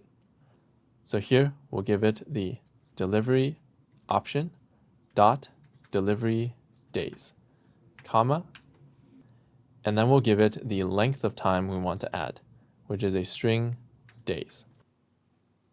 Now that we calculated the correct delivery date, we need to display it in an easy-to-read format. And again, day.js has a method called format that lets us do this. So below, let's create a variable const, and we'll call it date string, and make it equal to delivery date dot format brackets, and we'll give it a string. So the format we want is we want to insert the day of the week. So according to the documentation, we can use 4 Ds and then a comma and a space, and then we want to insert the month. And according to the documentation, that's 4 capital M's. And finally, we're going to insert the day of month, which is capital D. So now that we calculated this date string, we're going to insert it into the HTML instead of using this same date every time. So we'll remove this and then insert the date string. Next, let's insert the price because it's going to be different prices every time. So at the top, let's create a variable const, and we'll call it price string and make it equals. And remember, each delivery option has a property price cents. So if the price cents is 0, we want to display the text free. If the price cents is not 0, we want to display the price as dollars with a dash. So to do that, let's practice using a ternary operator. So first, we'll check if the price cents is 0. So we'll type delivery option dot price cents is triple equals to 0. And then we'll type a new line and question mark, and also a new line and colon. So remember, the way that a ternary operator works is that if the first part returns true, the value is whatever is after this question mark. If the first part is false, then the value is whatever is after the colon. So it's sort of like an if statement, except we can save the result in a variable. So if the price cents is 0, that means it's free. So we want to display the text free. So we'll create a string free. And if the price cents is not 0, we want to display the price as dollars. So here, we're going to type a template string, a $sign, and we're going to insert the price cents as dollars. So here we'll type delivery option dot price cents. And to display this as dollars, we already have a function for this called format currency. So at the front, we're just going to type format currency, open bracket, and close bracket. And then at the end, let's add a dash. So here, we'll add space and dash and semicolon. So that's how we create the price string for each delivery option. So now let's substitute this into the HTML. So we'll remove this and substitute the price string and save. So now, instead of using the same values every time, we're substituting the values into the HTML. Finally, let's combine all this HTML together. So we're going to scroll up to the top, and outside of this loop, we're going to create a variable to save the result. So let HTML equals empty string to start, and then every time we loop through, we're going to add this HTML to this result. So here, we're going to type HTML plus equals. And finally, after we've created this HTML, we're going to return it from this function. So at the bottom, we're just going to return the HTML and save. Now that we generated the HTML for the delivery options, let's insert this into the HTML above. So instead of creating this HTML directly, we're going to delete it.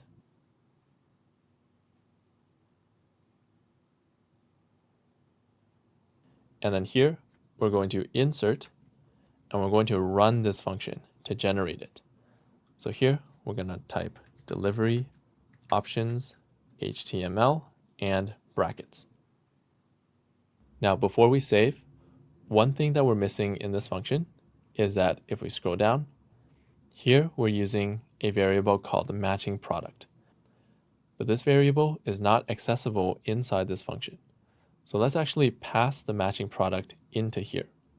So at the top, we're going to add a parameter, matching product. And then when we call this function up here, we're going to pass in the matching product. So matching product. So now let's save and check our page. And now we're generating the HTML for these delivery options.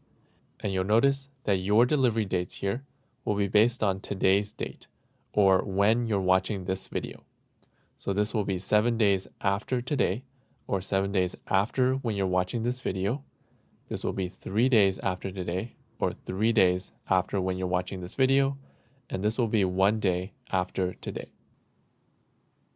Now, one thing we need to fix here is that these selectors are empty. However, we want the delivery option that is saved in the cart to be checked. To do that, let's go back to our code. And in order to make one of these selectors selected, we're going to scroll down to the input element, and we're going to add an attribute called checked. And this attribute makes a selector checked. However, we don't want all of these delivery options to be checked. We only want it to be checked if it matches the delivery option ID that is saved in the cart. So let's write some code up here to figure out which delivery option should be checked. We're going to create a variable const is checked equals, and we only want it to be checked if this delivery option's ID matches the delivery option ID in the cart. So we'll test if delivery option.id is equal to the cart items.delivery option ID. Now inside this function, we actually don't have access to cart item. So let's actually pass it in as a parameter. Cart item up here.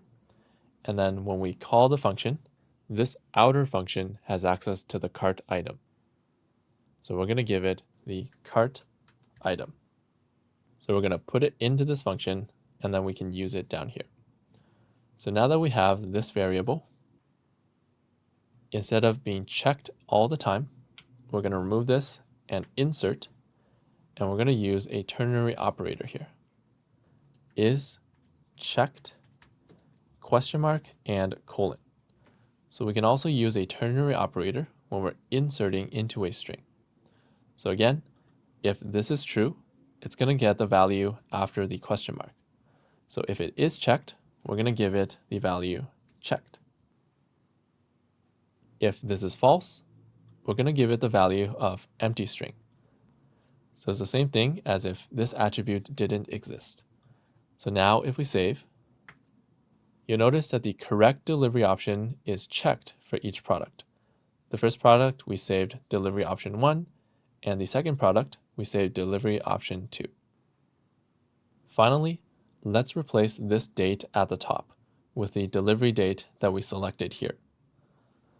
We'll go back to our code, and we'll scroll to the top until we see this date in our code here. So now we're going to calculate this date using the delivery option that we picked. So remember that inside the cart, we only saved the delivery option ID. So let's use this to get the full delivery option. So at the top here, let's get the delivery option ID out of the cart. Const delivery option ID equals cart item dot delivery option ID. Next, we're going to use this ID to find the full delivery option. Now we did something similar with the product ID. We looped through the products, found a matching ID, and then saved it in a variable up here. So we'll do the same thing. Let's create a variable to store the result. Let delivery option, and then we're going to loop through the delivery options.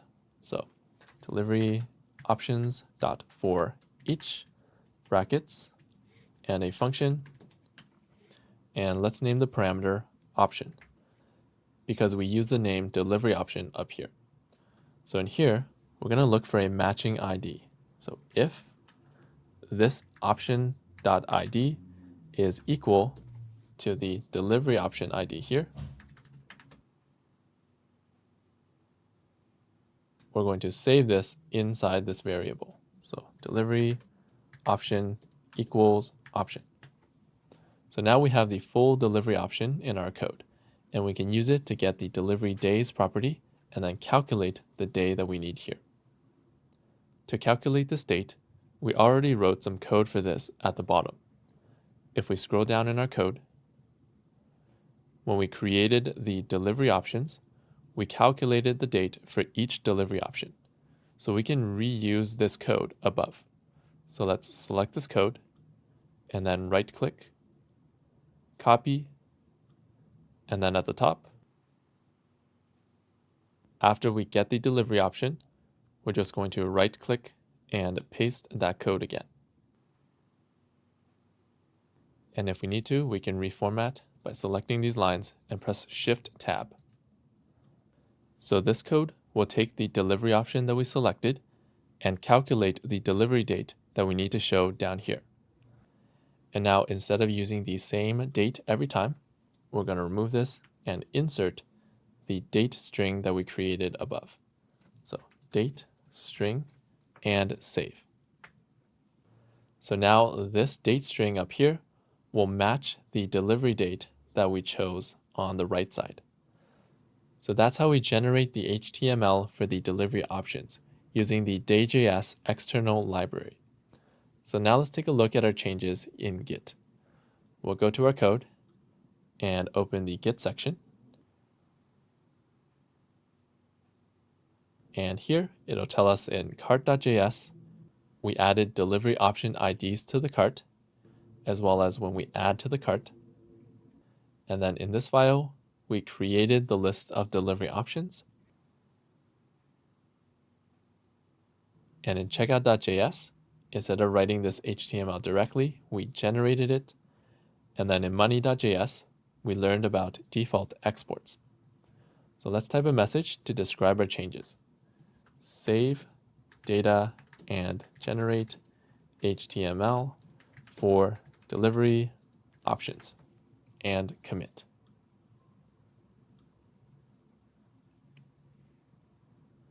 The last step is to make it interactive.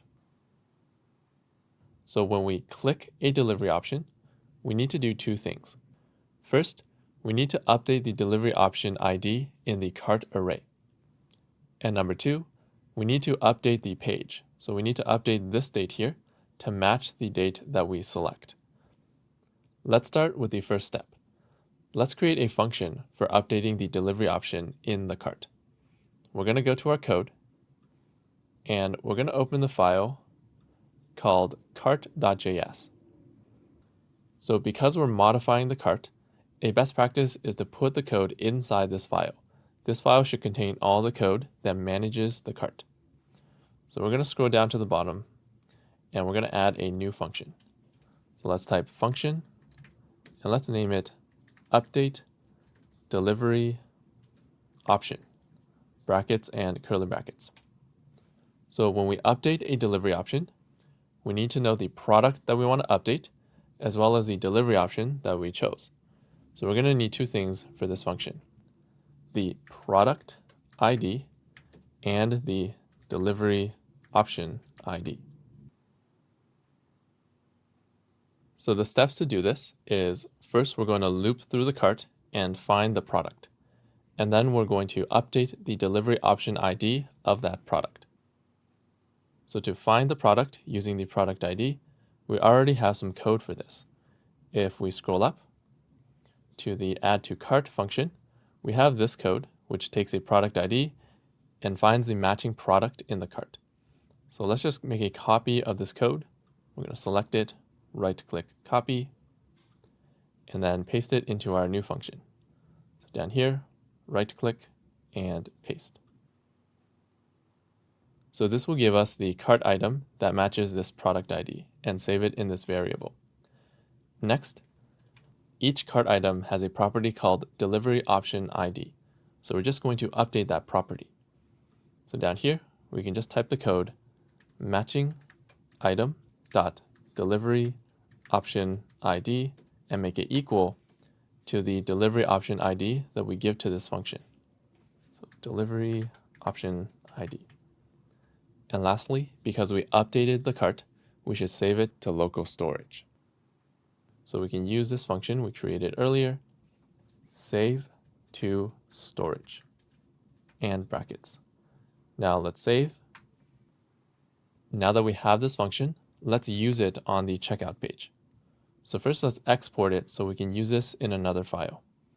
We're going to export this function and save, and then open checkout.js. And then in our project, we need to add event listeners to each of these delivery options, so we run some code when we click them. So inside our code here, we're going to scroll to the HTML for each delivery option, which is right here. And then we're going to add a class, so we can select it using the DOM, js-delivery-option. And then we'll add an event listener to these. So we'll scroll down, and down here, we'll add the event listener using document.query selector all brackets and a string. We'll select that class we just created using .js-delivery-option, and then dot for each brackets and a function. So for each option, we're going to add an event listener and listen for clicks. So let's just call each of the options an element. So for each of these elements, we're going to element.add event listener brackets, and we're going to listen for clicks, comma, and we're going to run this function when we click it. So as we said, the first thing we'll do is to update the delivery option ID in the cart. So now let's import that function that we created earlier. We're going to scroll to the top, and we're already importing from the cart. So to import something else, we're going to add a comma, and we're going to import that function update delivery option. So now let's scroll back down and use it in our code. So here, when we click a delivery option, we're going to update delivery option, brackets. Now we said we need to give this function two things: the product ID that we want to update it for, as well as the delivery option ID that we picked. But how do we get these two values? And the answer is, if we scroll up, here we have access to the product ID, and we also have access to the delivery option ID. So we can use data attributes to attach it to this element here.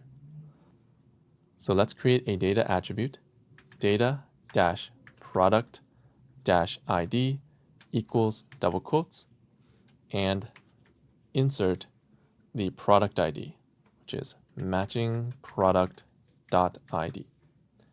And we're also going to use a data attribute for the delivery option, data-delivery-option-id equals double quotes. And we're going to insert the delivery option here. So delivery option.id and save. Next, let's scroll back down. And then here, we're going to get those values out of the data attributes by using const, and let's use the shorthand property here for practice, curly brackets equals the element dot data set. And then out of the data attributes, we're going to get the product ID, comma, as well as the delivery option ID. As a reminder, this is a shorthand property. It does the same thing as the code down here, but it's just a shortcut. Now let's save and try out the project. We'll go back, and here, if we click the second delivery option and then refresh the page, you'll notice that now this one is checked and the date here is correct. So that's how we make this section interactive. We just update the cart, and then when we refresh the page, it will regenerate the HTML based on the new cart. Now let's save our code into Git. We'll go back and open the Git section, and then it will tell us in cart.js, we added this function for updating the delivery option, and in checkout.js, we imported that function, and then at the bottom, we added some event listeners and data attributes, and we use that function to update the cart. Now let's add a message describing our changes. Make delivery options interactive and commit.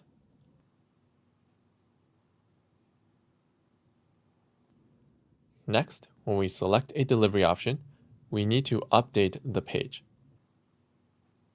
So right now in our project, when we click a delivery option, we need to refresh the page for the text to be updated. So what we're going to work on now is when we click this, we want the page to update immediately. So far in this course, the way we solve this problem is once we click this, we're going to use the DOM to get this element here and then update the text directly.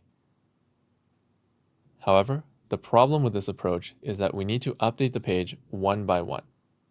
And later, there might be lots of places on the page that we need to update. For example, when we change a delivery option, we also need to change the numbers here on the right. So there's potentially a lot of things that we need to update one by one, and it's easy to make a mistake or forget something. So now we're going to learn a better way to update the page. We'll go back to our code, and let's open checkout.js again. And notice, if we scroll up, here we already have all of this code that takes our data and generates the HTML. So another way to update the page is after we update our data, we just need to rerun all this code and regenerate all this HTML. So let's give this a try. First, we're going to put all of this code inside a function so we can rerun it. We're going to scroll to the top, And let's put this in a function by typing function, and let's call it render order summary, brackets and curly brackets. So the word render just means to display on the page. And we're going to call this section the order summary. So this function should display the order summary on the page. Next, we're going to put all of this code inside our new function. So let's just remove this curly bracket here. And let's actually select all of this code, and we're just going to reformat it by pressing Tab and adding an indent. And then at the end, we're going to add back that closed curly bracket to finish the function. So all we did was we put all of our code inside a function. And then at the bottom, let's run this function because we still need to run all this code at the start of our page. So we're going to type render the order summary and brackets. So this shouldn't change anything because we're just running the same code, but now it's just in a function. Let's save and check. And everything's still working, so that's good. So now let's go back into our code. And this time, to update the page, instead of using the DOM to update the page directly like we did up here, we're just going to rerun all of this code and regenerate all the HTML. So after we update the data, we're going to rerun the code using render order summary and brackets. Now let's save and try it out. So here, let's say we start off with the first delivery option. If we click the third delivery option, you'll notice that the date up here updates automatically. If we click the second delivery option, it updates automatically as well. So that's a better way to keep the page up to date. Instead of using the DOM and changing the HTML directly one by one, we just update the data and then regenerate all of this HTML. So let's go back into our code, and there's two things that I want to point out here. So notice that we put our event listeners into this big function. And that's because when we're regenerating all the HTML, we're essentially deleting the previous HTML and replacing it. So we need to add the event listeners again. And the second thing I want to point out is that inside the render order summary function, we can call render order summary again. So a function can actually call itself or rerun itself. And this feature is called recursion. It's useful when a function needs to rerun all of its code. So now let's save our changes into Git. We'll open the Git section, and it will tell us in checkout.js, we basically moved all of our code into this function. And then at the bottom, we call the function at the start of the page, and we also call the function when we select a delivery option. So now let's add a message describing our changes. Regenerate HTML when updating delivery option, and commit.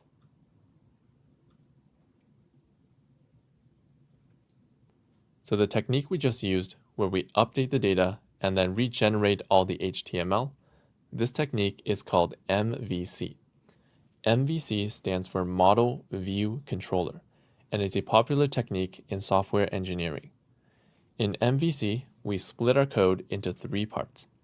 The first part is the model. This is all the code that saves and manages the data. So in our project, all the code in this data folder is called the model because this code saves and manages our data. The second part of MVC is the view. This is code that takes the data and displays it on the page. So in our project, if we open checkout.js and scroll to the top, here we have code that takes our data and then generates all the HTML. So this code is called the view. The last part of MVC is the controller. So this runs some code when we interact with the page. So in our project, at the bottom, these event listeners here would be called the controller. because they do something when we interact with the page or with the view. So in MVC, we divide our code into these three parts, and then they interact with each other in a loop. First, we use the model to generate the view. So in our code, that's what we did here. We took the model or the data, which is our cart, and then we generated the HTML or the view. Then, when we interact with the view, it will run the controller. So that's what we did at the bottom here. When we interact with the page, we run some code. Then the controller will update the model. So that's what we did here. Inside the controller, we just updated our data using this function. And finally, we use the updated model to regenerate the view. So that's what this code does. It takes the updated data and then regenerates all the HTML, or regenerates the view. So that's how MVC works. Instead of updating the page directly with the DOM, we just update our data and then regenerate all the HTML. So we use MVC because doing this makes sure that the page always matches the data. So MVC is known as a design pattern. It's a way to organize and design our code. In the future, you might use a technology called a JavaScript framework to build websites. Many JavaScript frameworks are based on MVC, so it's useful to know how it works. Okay, now that we learned the MVC design pattern, let's do some practical examples using MVC. We're going to open our project again to the checkout page, and we're going to create this payment section on the right. Now, before we start, if we look at our code in this checkout.js file, you'll notice that we already have a lot of code here. Instead of adding even more code to this file, let's actually split this up into two different files. So one file will be responsible for this left section, and then one file will be responsible for this right section. We're doing this to keep our code more organized, and so that we don't have too much code in one file. So let's go back, and let's create two new files for the checkout page. So up here, we'll create a file, and let's call this one the order summary.js, and press enter. And let's create another file for the right section, and let's call this one the payment summary.js, and press enter. Now, both of these files are related to the checkout page. So let's create a folder and group them together. We'll create a new folder up here, and let's call it checkout, and press enter. And we're going to move these two files into this new folder. So we'll move that, and we'll move that. Next, let's open checkout.js, and let's move all of this code into the order summary. So we'll press Ctrl A or Command A to select all the code, and then right-click, cut, and then in here, we're going to right-click and paste. Now, there's a few things that we need to fix here. So first, our checkout.html file is still loading checkout.js. So we actually need to run this function inside checkout.js instead of inside here. So let's actually remove this and save. And we're going to scroll to the top. And let's export this function so we can run it inside here. So we'll type export and save. And then inside checkout, we're going to import curly brackets, the render order summary function from a string. And to locate this file, we're going to type a / first. That means to start from the current folder, and we'll go into the checkout folder. Checkout/order summary.js. And finally, we're going to run this function when we load the page. So render order summary and brackets. and save. Another thing we need to fix is if we open ordersummary.js, we moved this file into a folder.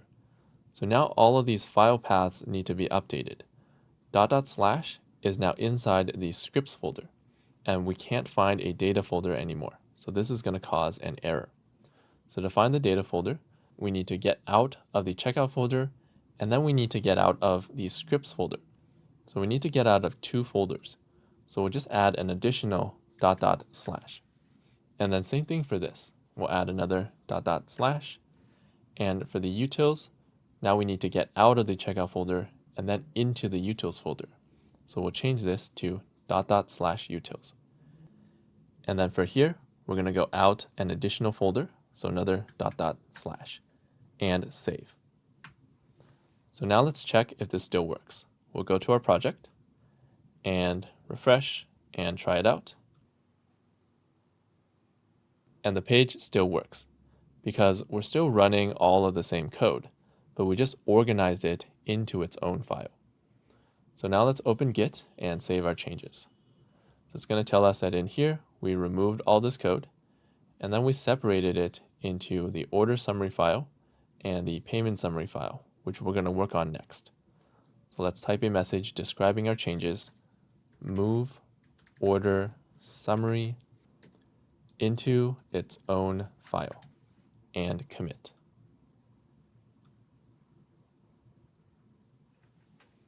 Now let's start creating the payment summary on the right side.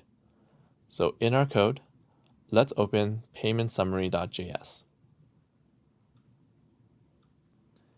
And just like the order summary, let's put all our code in a function so we can regenerate the HTML if we need to. So we'll type function, and let's call it render payment summary, brackets and curly brackets. And let's just console.log the string payment summary, just to make sure it's working. So we'll save, and let's export this function and then run it inside checkout.js. So export, save, and then in checkout.js, at the top, we're going to import, curly brackets, the render payment summary function from a string, the current folder, go into the checkout folder, and the payment summary.js file. And then at the bottom, we're going to run the function. So render payment summary brackets and save. So let's go back to our project and open the console, right-click, inspect the console, and we'll see the message payment summary. So now we know that our code here is working and the export is working correctly. Now let's remove this code and actually build the payment summary. As always, we're going to do 3 steps. Save the data, generate the HTML, and make it interactive. So let's start with saving the data. In MVC, this is called the model. So if we go to our project, for this section, the data that we need is just to calculate these numbers here.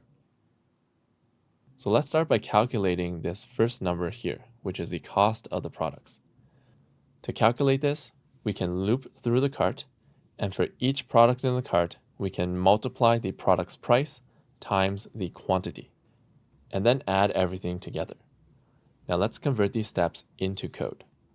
We'll go to our project, and inside the payment summary file, first we need to get the cart, so let's import it. Import curly brackets, the cart from the string, and we'll locate cart.js. So first we'll go out of the checkout folder, .. and then go out of the scripts folder, .. and then into the data folder, data/cart.js, and save. And now we're going to loop through the cart. So we can type cart.forEach brackets and a function. And let's name the parameter cart item. So for each cart item, we have the product ID and the quantity. So we need to multiply the product's price times the quantity. So first, we need to use the product ID and get the full product details. And we already have some code for this. Inside ordersummary.js, if we scroll down, here we have some code that takes a product ID and finds the matching product. Now, instead of copy and pasting this code, let's actually put this into a function so we can reuse this, and we'll practice some modules. So let's select this code and right-click and copy it first.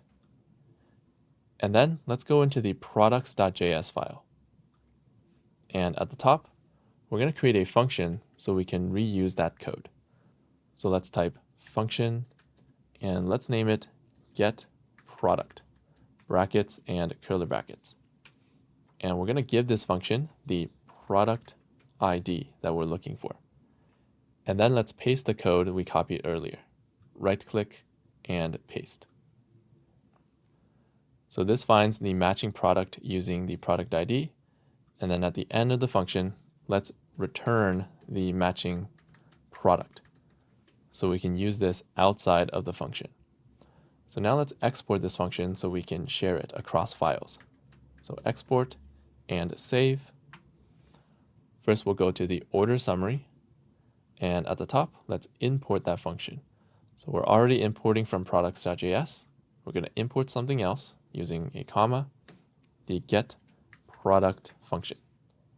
And then down here, instead of all this code, we're going to run that function. So we'll make this equal to getProduct and run the function. And we need to give the function the product ID. So let's just give that here, product ID. And because we're no longer updating this variable, we can change from let to const and save. Let's go to our project to make sure everything's still working. So that looks good.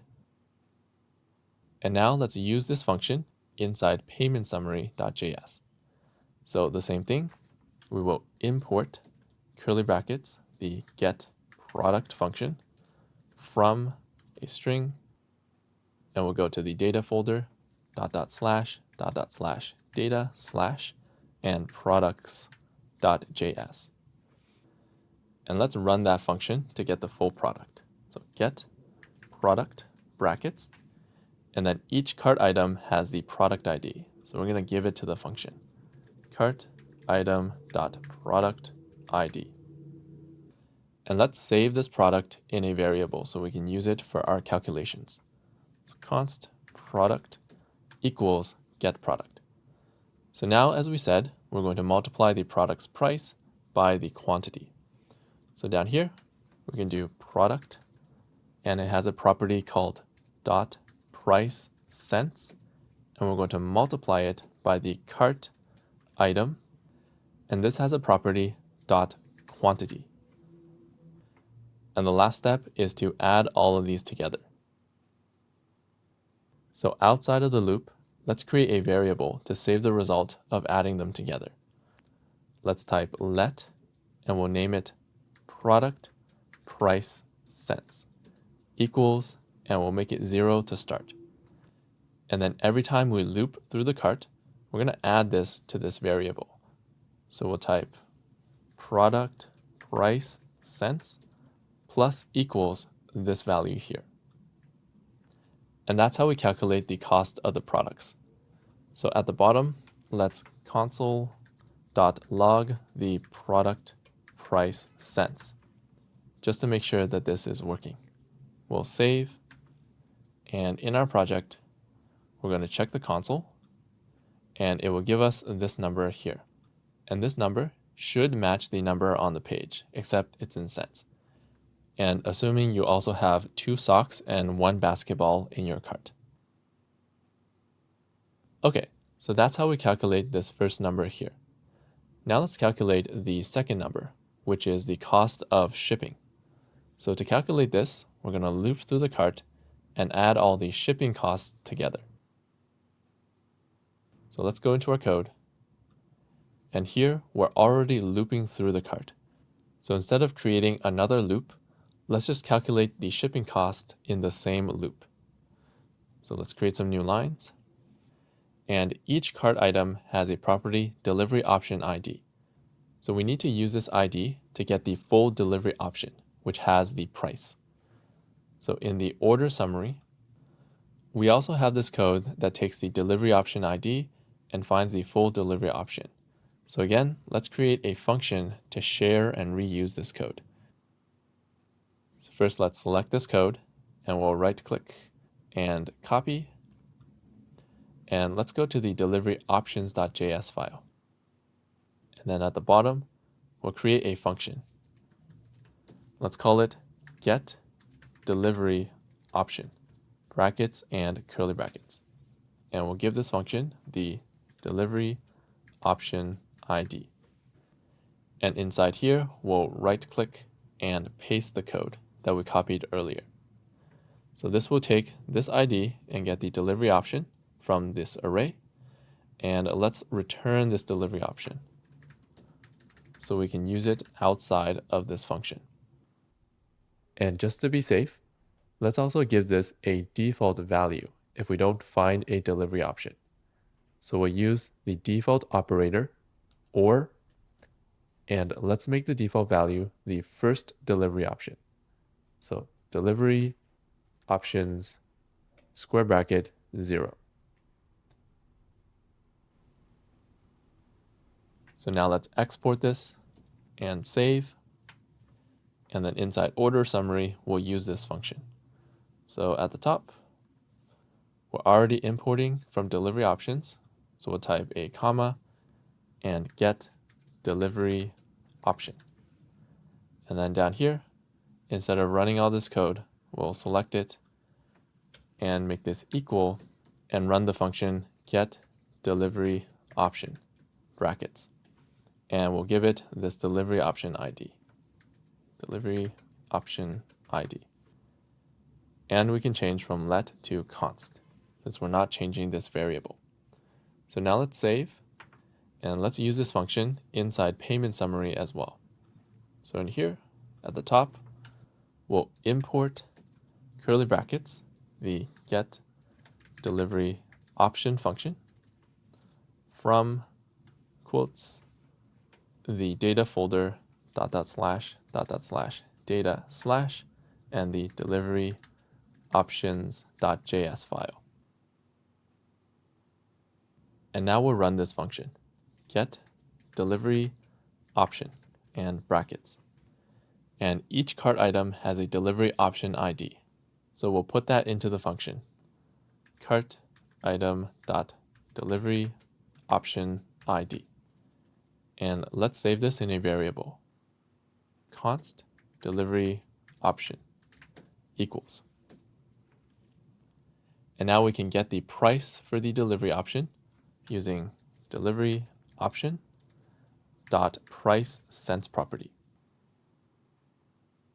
And finally, we're going to add all these together. So at the top, let's create a variable to save the result. Let, we'll call it shipping price cents equals 0. And when we loop through the cart, we're going to do shipping price cents plus equals this delivery options price. And let's also console.log this to make sure it's working. So shipping price cents and save. Now let's go to our project and check the console. And this value here should be the same as adding these two numbers together in cents. So that's how we calculate the second number, the shipping price. So note that this $4.99 number is just a practice number right now. The actual shipping price should be the total of adding all the shipping prices together. The next number we need to calculate is the total before tax. So it's just adding these two numbers together.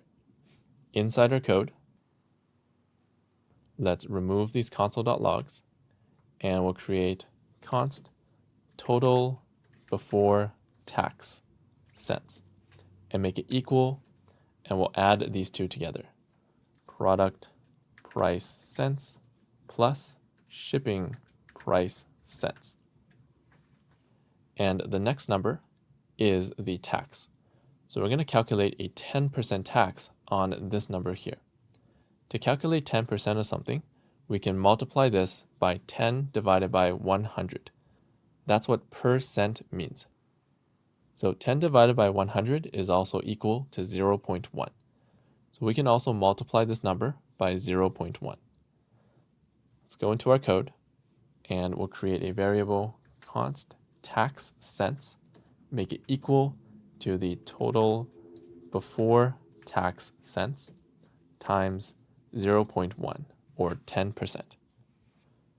Finally, to calculate the total, we're going to add these two numbers together. So const total cents equals the total before tax cents plus the tax cents. So that's how we calculate all the numbers in the payment summary. And now we have all the data that we need. Next, we're going to generate the HTML. In MVC, this is called the view. So at the bottom here, let's create a variable to store the HTML. Const payment summary HTML. And we'll make it equal to a template string. And then inside here, we're going to copy and paste the HTML. So let's open checkout.html. And we're going to scroll up until we find the class payment-summary. So we're going to generate all the HTML inside here. So let's actually select this HTML and move it into our JavaScript. So we'll select it up until this button, and then we can right-click, cut, and remove the new line, save, and then inside the payment summary, inside the string, we'll right-click and paste the HTML. And if we need to reformat, we can select these lines and press Tab a few times to reformat it. And save.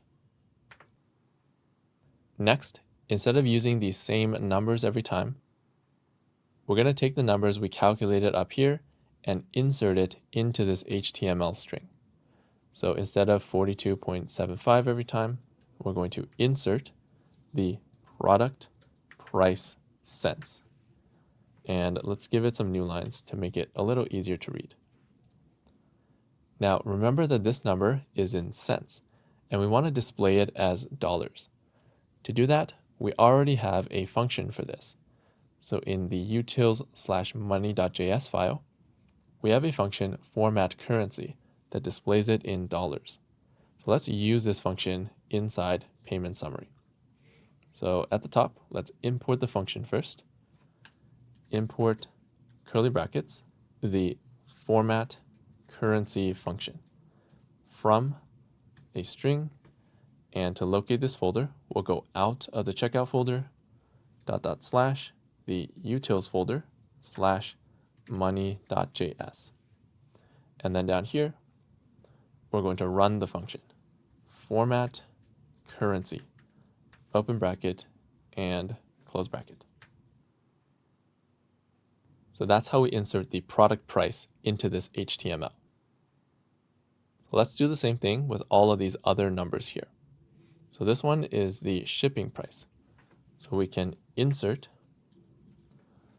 format currency brackets the shipping price cents. And let's give it some new lines to make it a little easier to read. Next, let's insert the total before tax. So we'll remove this number and insert format currency brackets the total before tax cents and new lines.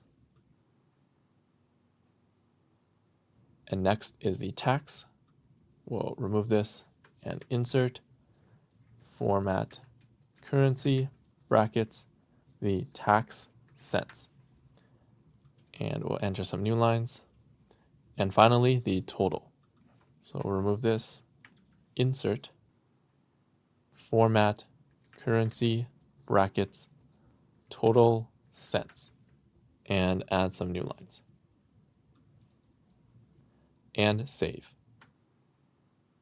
Now before we continue, I actually learned of a small issue with the format currency function. So let's open the money.js file. And I recently learned that this toFixed method has a small issue with rounding. So for some numbers that end in 5, it won't round the number properly. One way to fix this issue is to round the price cents first, so that this method doesn't have to do any rounding.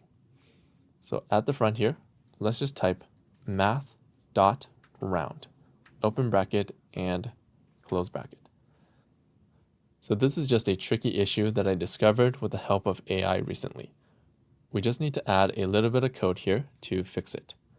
So now let's save this file and go back to payment summary.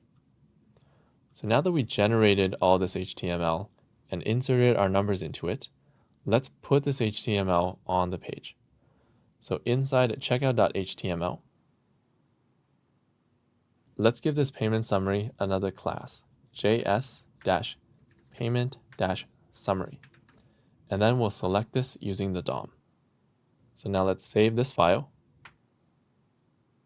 Inside payment summary, at the bottom, after we create the HTML, we're going to document.query selector, brackets and a string, and we'll select .js-payment-summary to get that element. And we'll change the HTML inside that element using .inner capital HTML, and we'll make it equal to the payment summary HTML that we just created. So now let's save and check our project. And now these numbers on the right should match what we have in the cart and the delivery options that we selected. So that's how we generate the HTML for this section here. Now let's save our changes into Git. We'll open Git, and it will tell us in checkout.html, we removed the HTML we created manually. In deliveryoptions.js, we created this shared function for finding the full delivery option, and the same thing in products.js for finding the full product. Inside checkout.js, we're now running all the code inside payment summary. In order summary, we're just using those shared functions that we created. And then in payment summary, we calculated the numbers and generated all the HTML. And finally, in money.js, we fixed a small bug related to rounding. Let's type a message to describe our changes. Save data and generate HTML for payment summary and commit.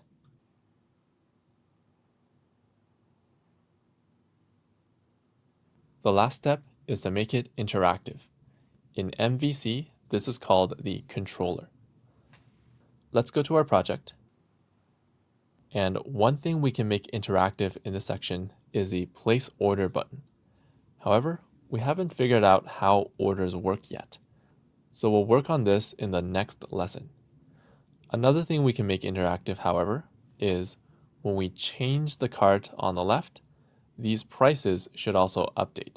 So let's make this interactive. First, when we delete a product, the prices here should update. So let's actually practice using MVC to create this functionality. According to MVC, when we click delete, we should update the data and then regenerate all of this HTML. So let's get started and go to the code for the delete link. So this is in the order summary section. So in our code, let's open the order summary.js file. And we'll scroll down and find the event listener for the delete link, which is right here. When we click delete, First, we're going to update the data. So we already update the data using this function, remove from cart. And now the next step, according to MVC, is to just regenerate all the HTML. So to regenerate the HTML for the payment summary, we created this function at the top, render payment summary. So this will recalculate all the numbers and then regenerate the HTML. So let's import this function. In ordersummary.js, we'll scroll to the top, and down here we can import curly brackets, the render payment summary function from a string, and we'll locate the payment summary file. So it's in the same folder. So we're going to start with a // which is the current folder, the payment summary.js file. And now let's use this function in the event listener. So let's scroll down. When we click delete, we're going to update the data and then regenerate all the HTML using render payment summary brackets. Now let's save and go to our project. Focus on the numbers on the right here, and now let's click delete. And you'll notice that all of these numbers updated to match our new cart. So that's another example of using MVC. When we click delete, instead of using the DOM to change these numbers one by one, we just update the data and then regenerate all of the HTML. MVC makes sure that the HTML always matches the data, or that the view always matches the model. Let's do one last example of MVC for this lesson. When we change the delivery options here, we also want these numbers on the right to update. So let's find the code for the delivery options. Again, this is in the order summary section. So in our code, we'll open ordersummary.js, scroll down, and then here we updated the data, and then we're just going to regenerate the HTML for the payment summary using render payment summary and brackets. Now let's save and then look at our project, and let's try changing the delivery option here. And you'll notice the numbers on the right update automatically to match the cart. And that's it. We finished the checkout page. So now let's save our code into Git. We'll go into the Git section here, and inside order summary, we basically imported the render payment summary function, and then at the bottom, we used MVC. So when we click delete, we update the data or the model, and then we regenerate all the HTML or regenerate the view. Down here, same thing. When we click a delivery option, we update the data and then regenerate all the HTML. The last thing we're going to do is at the top of this file, we're going to remove this practice code that we use to learn external libraries. So let's open ordersummary.js. And at the top, we're going to remove this code and save. Now let's go back into Git, and that looks good. Finally, let's type a message describing our changes. Make payment summary interactive and commit.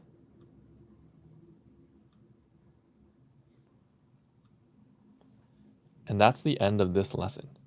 In this lesson, we learned about external libraries, which is code that is outside of our project. We learned about the day.js external library, which helps us work with dates. We also learned how to use external libraries with JavaScript modules together, as well as the default export syntax. We created the delivery section of the checkout page. We learned MVC, which is a better way to design our code. And we created the payment section of the checkout page. Thanks for watching this course so far. If you want to support this channel, you can check out the premium version of my courses just like this one, where you can get a certificate of completion and a better learning platform. If you're interested in extra videos from me, more in-depth videos, and behind-the-scenes content, you can check out these links here. You can also support the channel by liking the video, subscribing, and sharing this video with others. Thanks again, and let's continue with the course. Here are some exercises to help you practice what we learned in this lesson.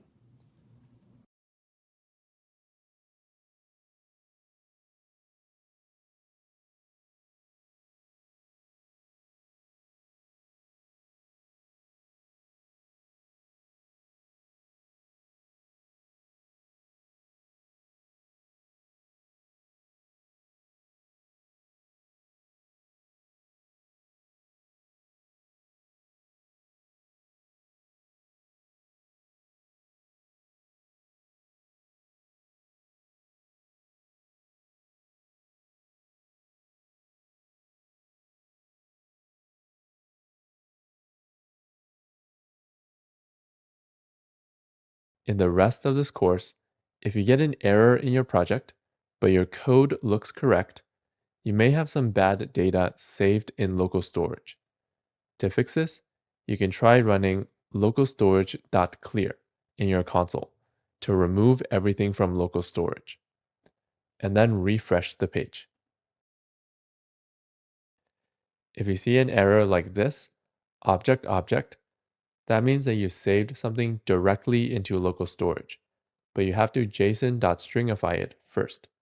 So check your code to make sure that you're always stringifying before saving to local storage, and then clear your local storage and refresh the page. In this lesson, we're going to learn how to test our code. So when we're writing code, it's important to test our code to see if it's working correctly. And if you're working at a company in the future, you'll also be expected to test your code. So let's learn how to do that in this lesson. The easiest way to test our code is to just open the website and try out the code. For example, in our code here, let's open the file utils/money.js. And then inside this file, we have a function called format currency. So let's say we want to test format currency. How do we check if this is working correctly? So as I mentioned, the easiest way to test this is to just open our website and try out this code. So let's open the website. If you don't have the website open, you can right-click checkout.html and then click Open with Live Server. So on this website, we have a couple of prices here, as well as here. And we created these prices using the function format currency.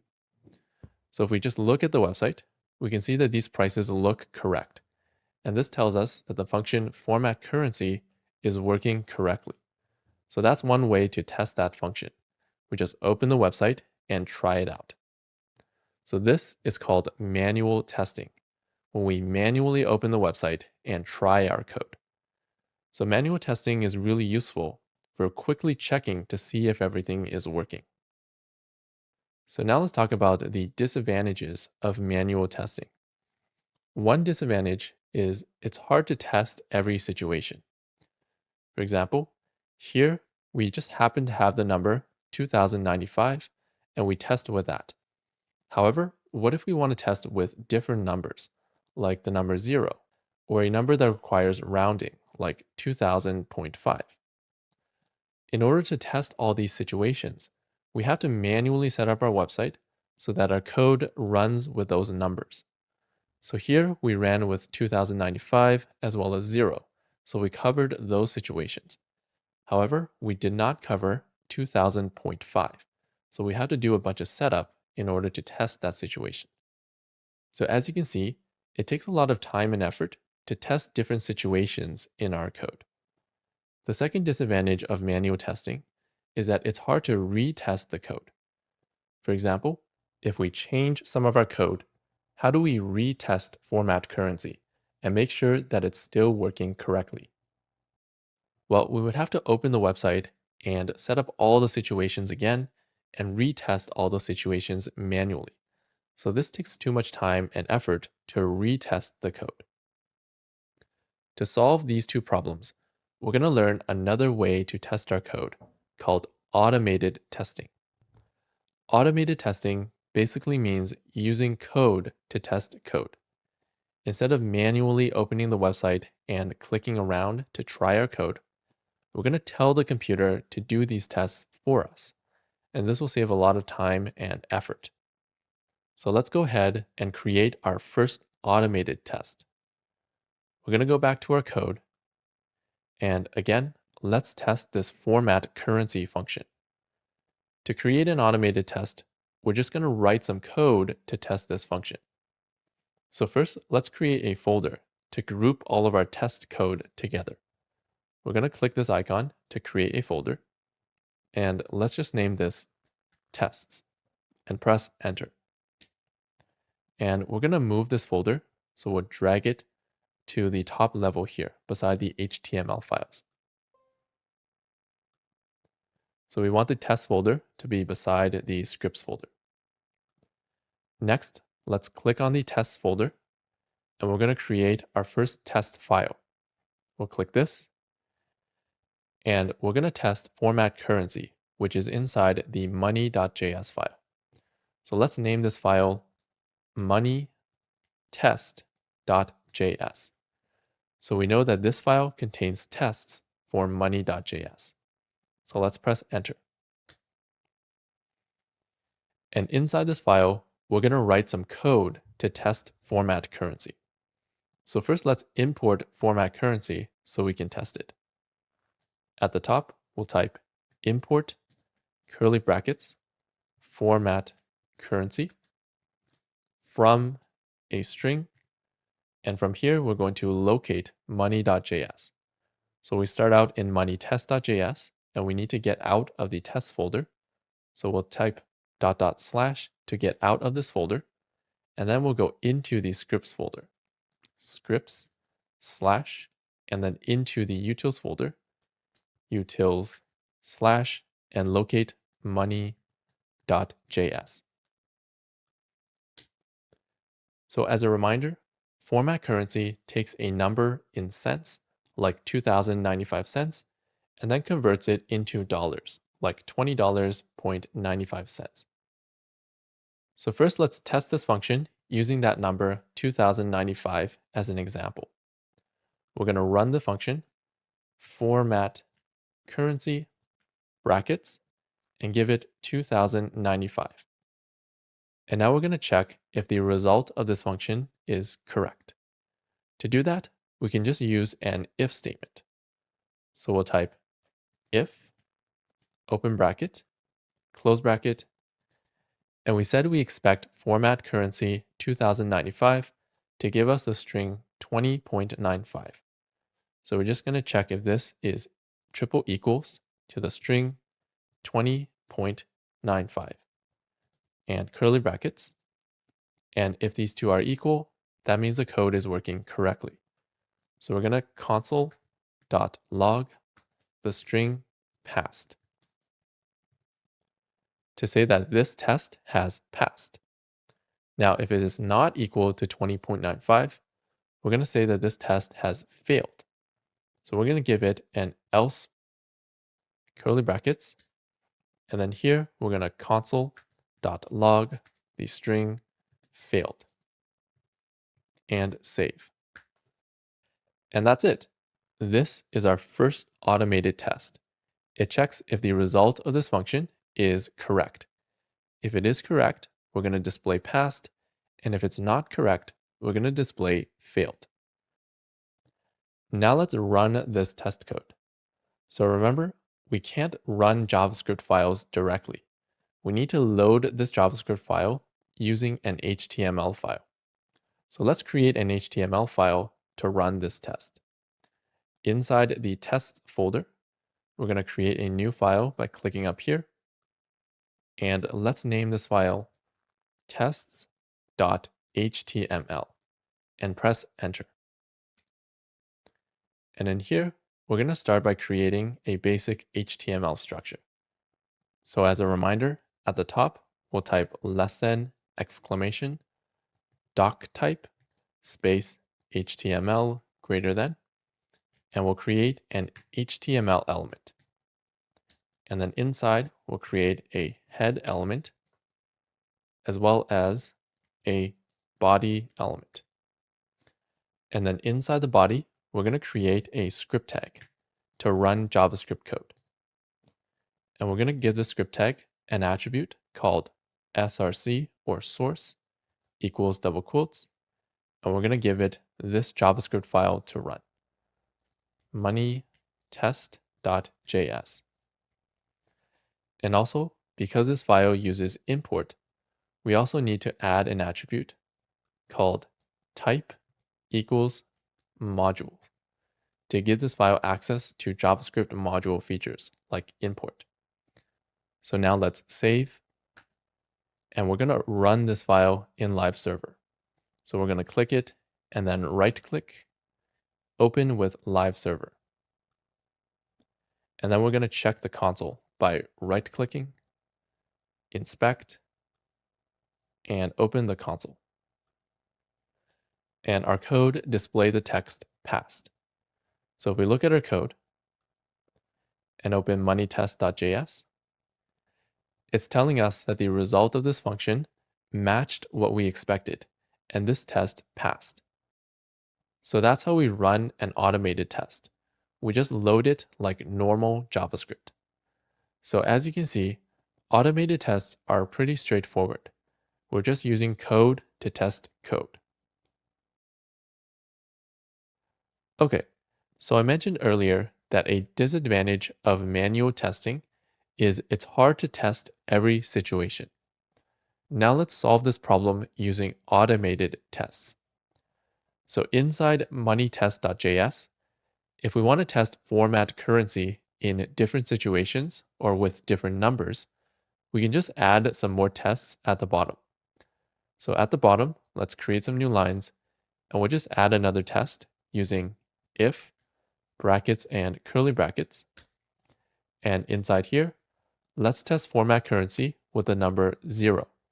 So we'll type format currency brackets 0, and we expect this result to be the string 0.00.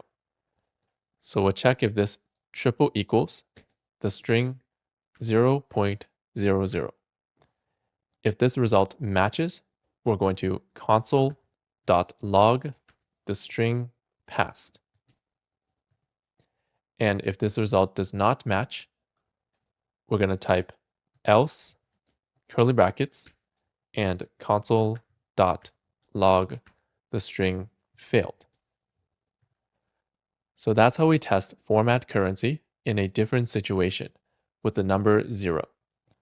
So now let's save and then go back to our test page, which is here, and then open the console, right click, inspect the console, and it will tell us that both of our automated tests passed. So as you can see, automated tests help us test our code in different situations very easily. This is a lot faster than manually opening our website and setting it up to test with different numbers. So let's go back to our code. And by the way, another name for a situation that we're testing is called a test case. So here, instead of saying we're testing 2 different situations, we usually say we're testing 2 test cases. Okay, now let's get more practice and add another test case. At the bottom of this file, we're going to create another if statement, if, brackets and curly brackets. And this time, let's test format currency, brackets, and we'll give it a number that requires some rounding. So when we calculate the 10% tax on our website, the result could be a decimal, like the number 2000.5.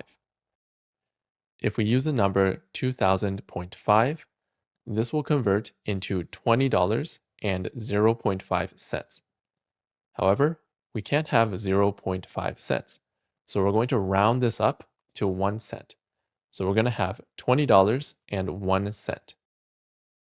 So let's check if this result triple equals the string 20.01.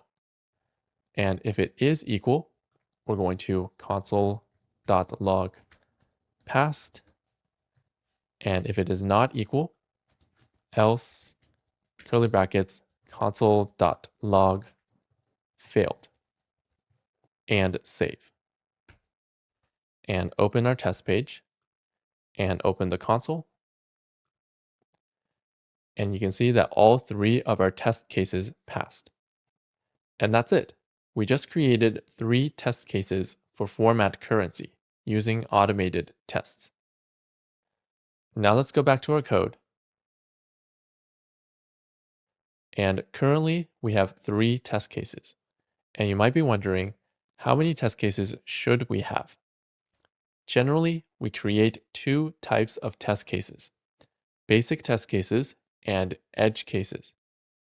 A basic test case just tests if the code is working or not. So here, our first test case is a basic test case. We use a normal number like 2095, and we see if format currency is working correctly. The second type of test cases that we should have are edge cases. This means we test the code with values that are a little bit tricky. They're on the edge of what our code can handle. For example, in our test here, the last 2 test cases are edge cases. 0 is sort of a special number that's not positive or negative, and 2000.5 is a number that requires some rounding. So these numbers are acceptable. We can use them with format currency, but they're a little bit tricky and on the edge of what our code can handle. So when creating test cases, make sure to create basic test cases as well as edge cases, if there are any edge cases. Now, we could have added another basic test case like format currency 1095. However, this is very similar to 2095. It's basically testing the same thing, so we don't need another test case like this. Generally, we should try to test something different in each test case. For example, an edge case that we have not tested is the number 2000.4. So this would check if the code rounds down correctly to $20.00. However, I'll leave creating this test case as an exercise. Now let's move on and talk about the second disadvantage of manual tests, which is it's hard to retest the code. Automated tests also solve this problem. For example, let's say that we change the format currency function. So inside util/money.js, let's say that we change the code and we remove this rounding code. So we remove math.round and the brackets here. And now after we change this code, how do we check if this code still works correctly? If we were only doing manual testing, we would have to open up the website, set up everything manually, and then click around to see if it's working. However, with automated testing, all we need to do is to rerun all of this test code, and it will instantly retest all of these cases. So let's go back to money.js and save this code, and then go into our test page and check our console. Right-click, inspect the console.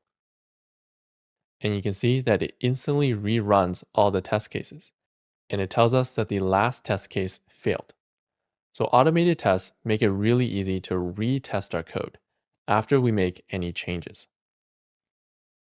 Okay, now we have another problem here. We can see that the test cases passed, and failed, but it's not clear which ones passed and which ones failed. We don't really have a name for these tests, so we don't know what they're doing. So that's what we're going to add next. We're going to give each of these tests a name. So let's go back to our code and open moneytest.js. And now we're going to give each of these test cases a name.